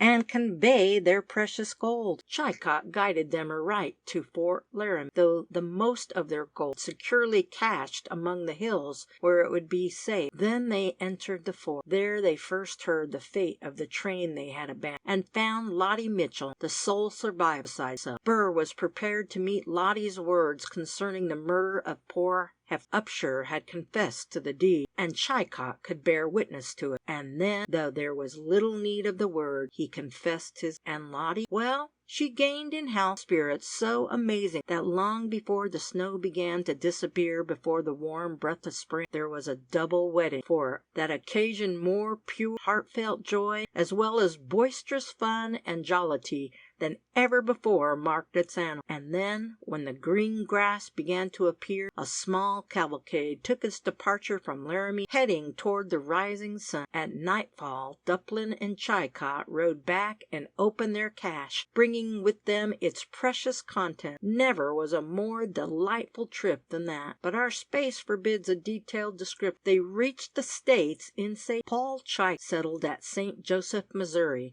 and entered into the fur trade. He still lived. Duplin returned to the loyal maiden who had so long waited for him. They too were happy, and thus we leave them. The end. End of Outlaw Jack by Harry Hazard.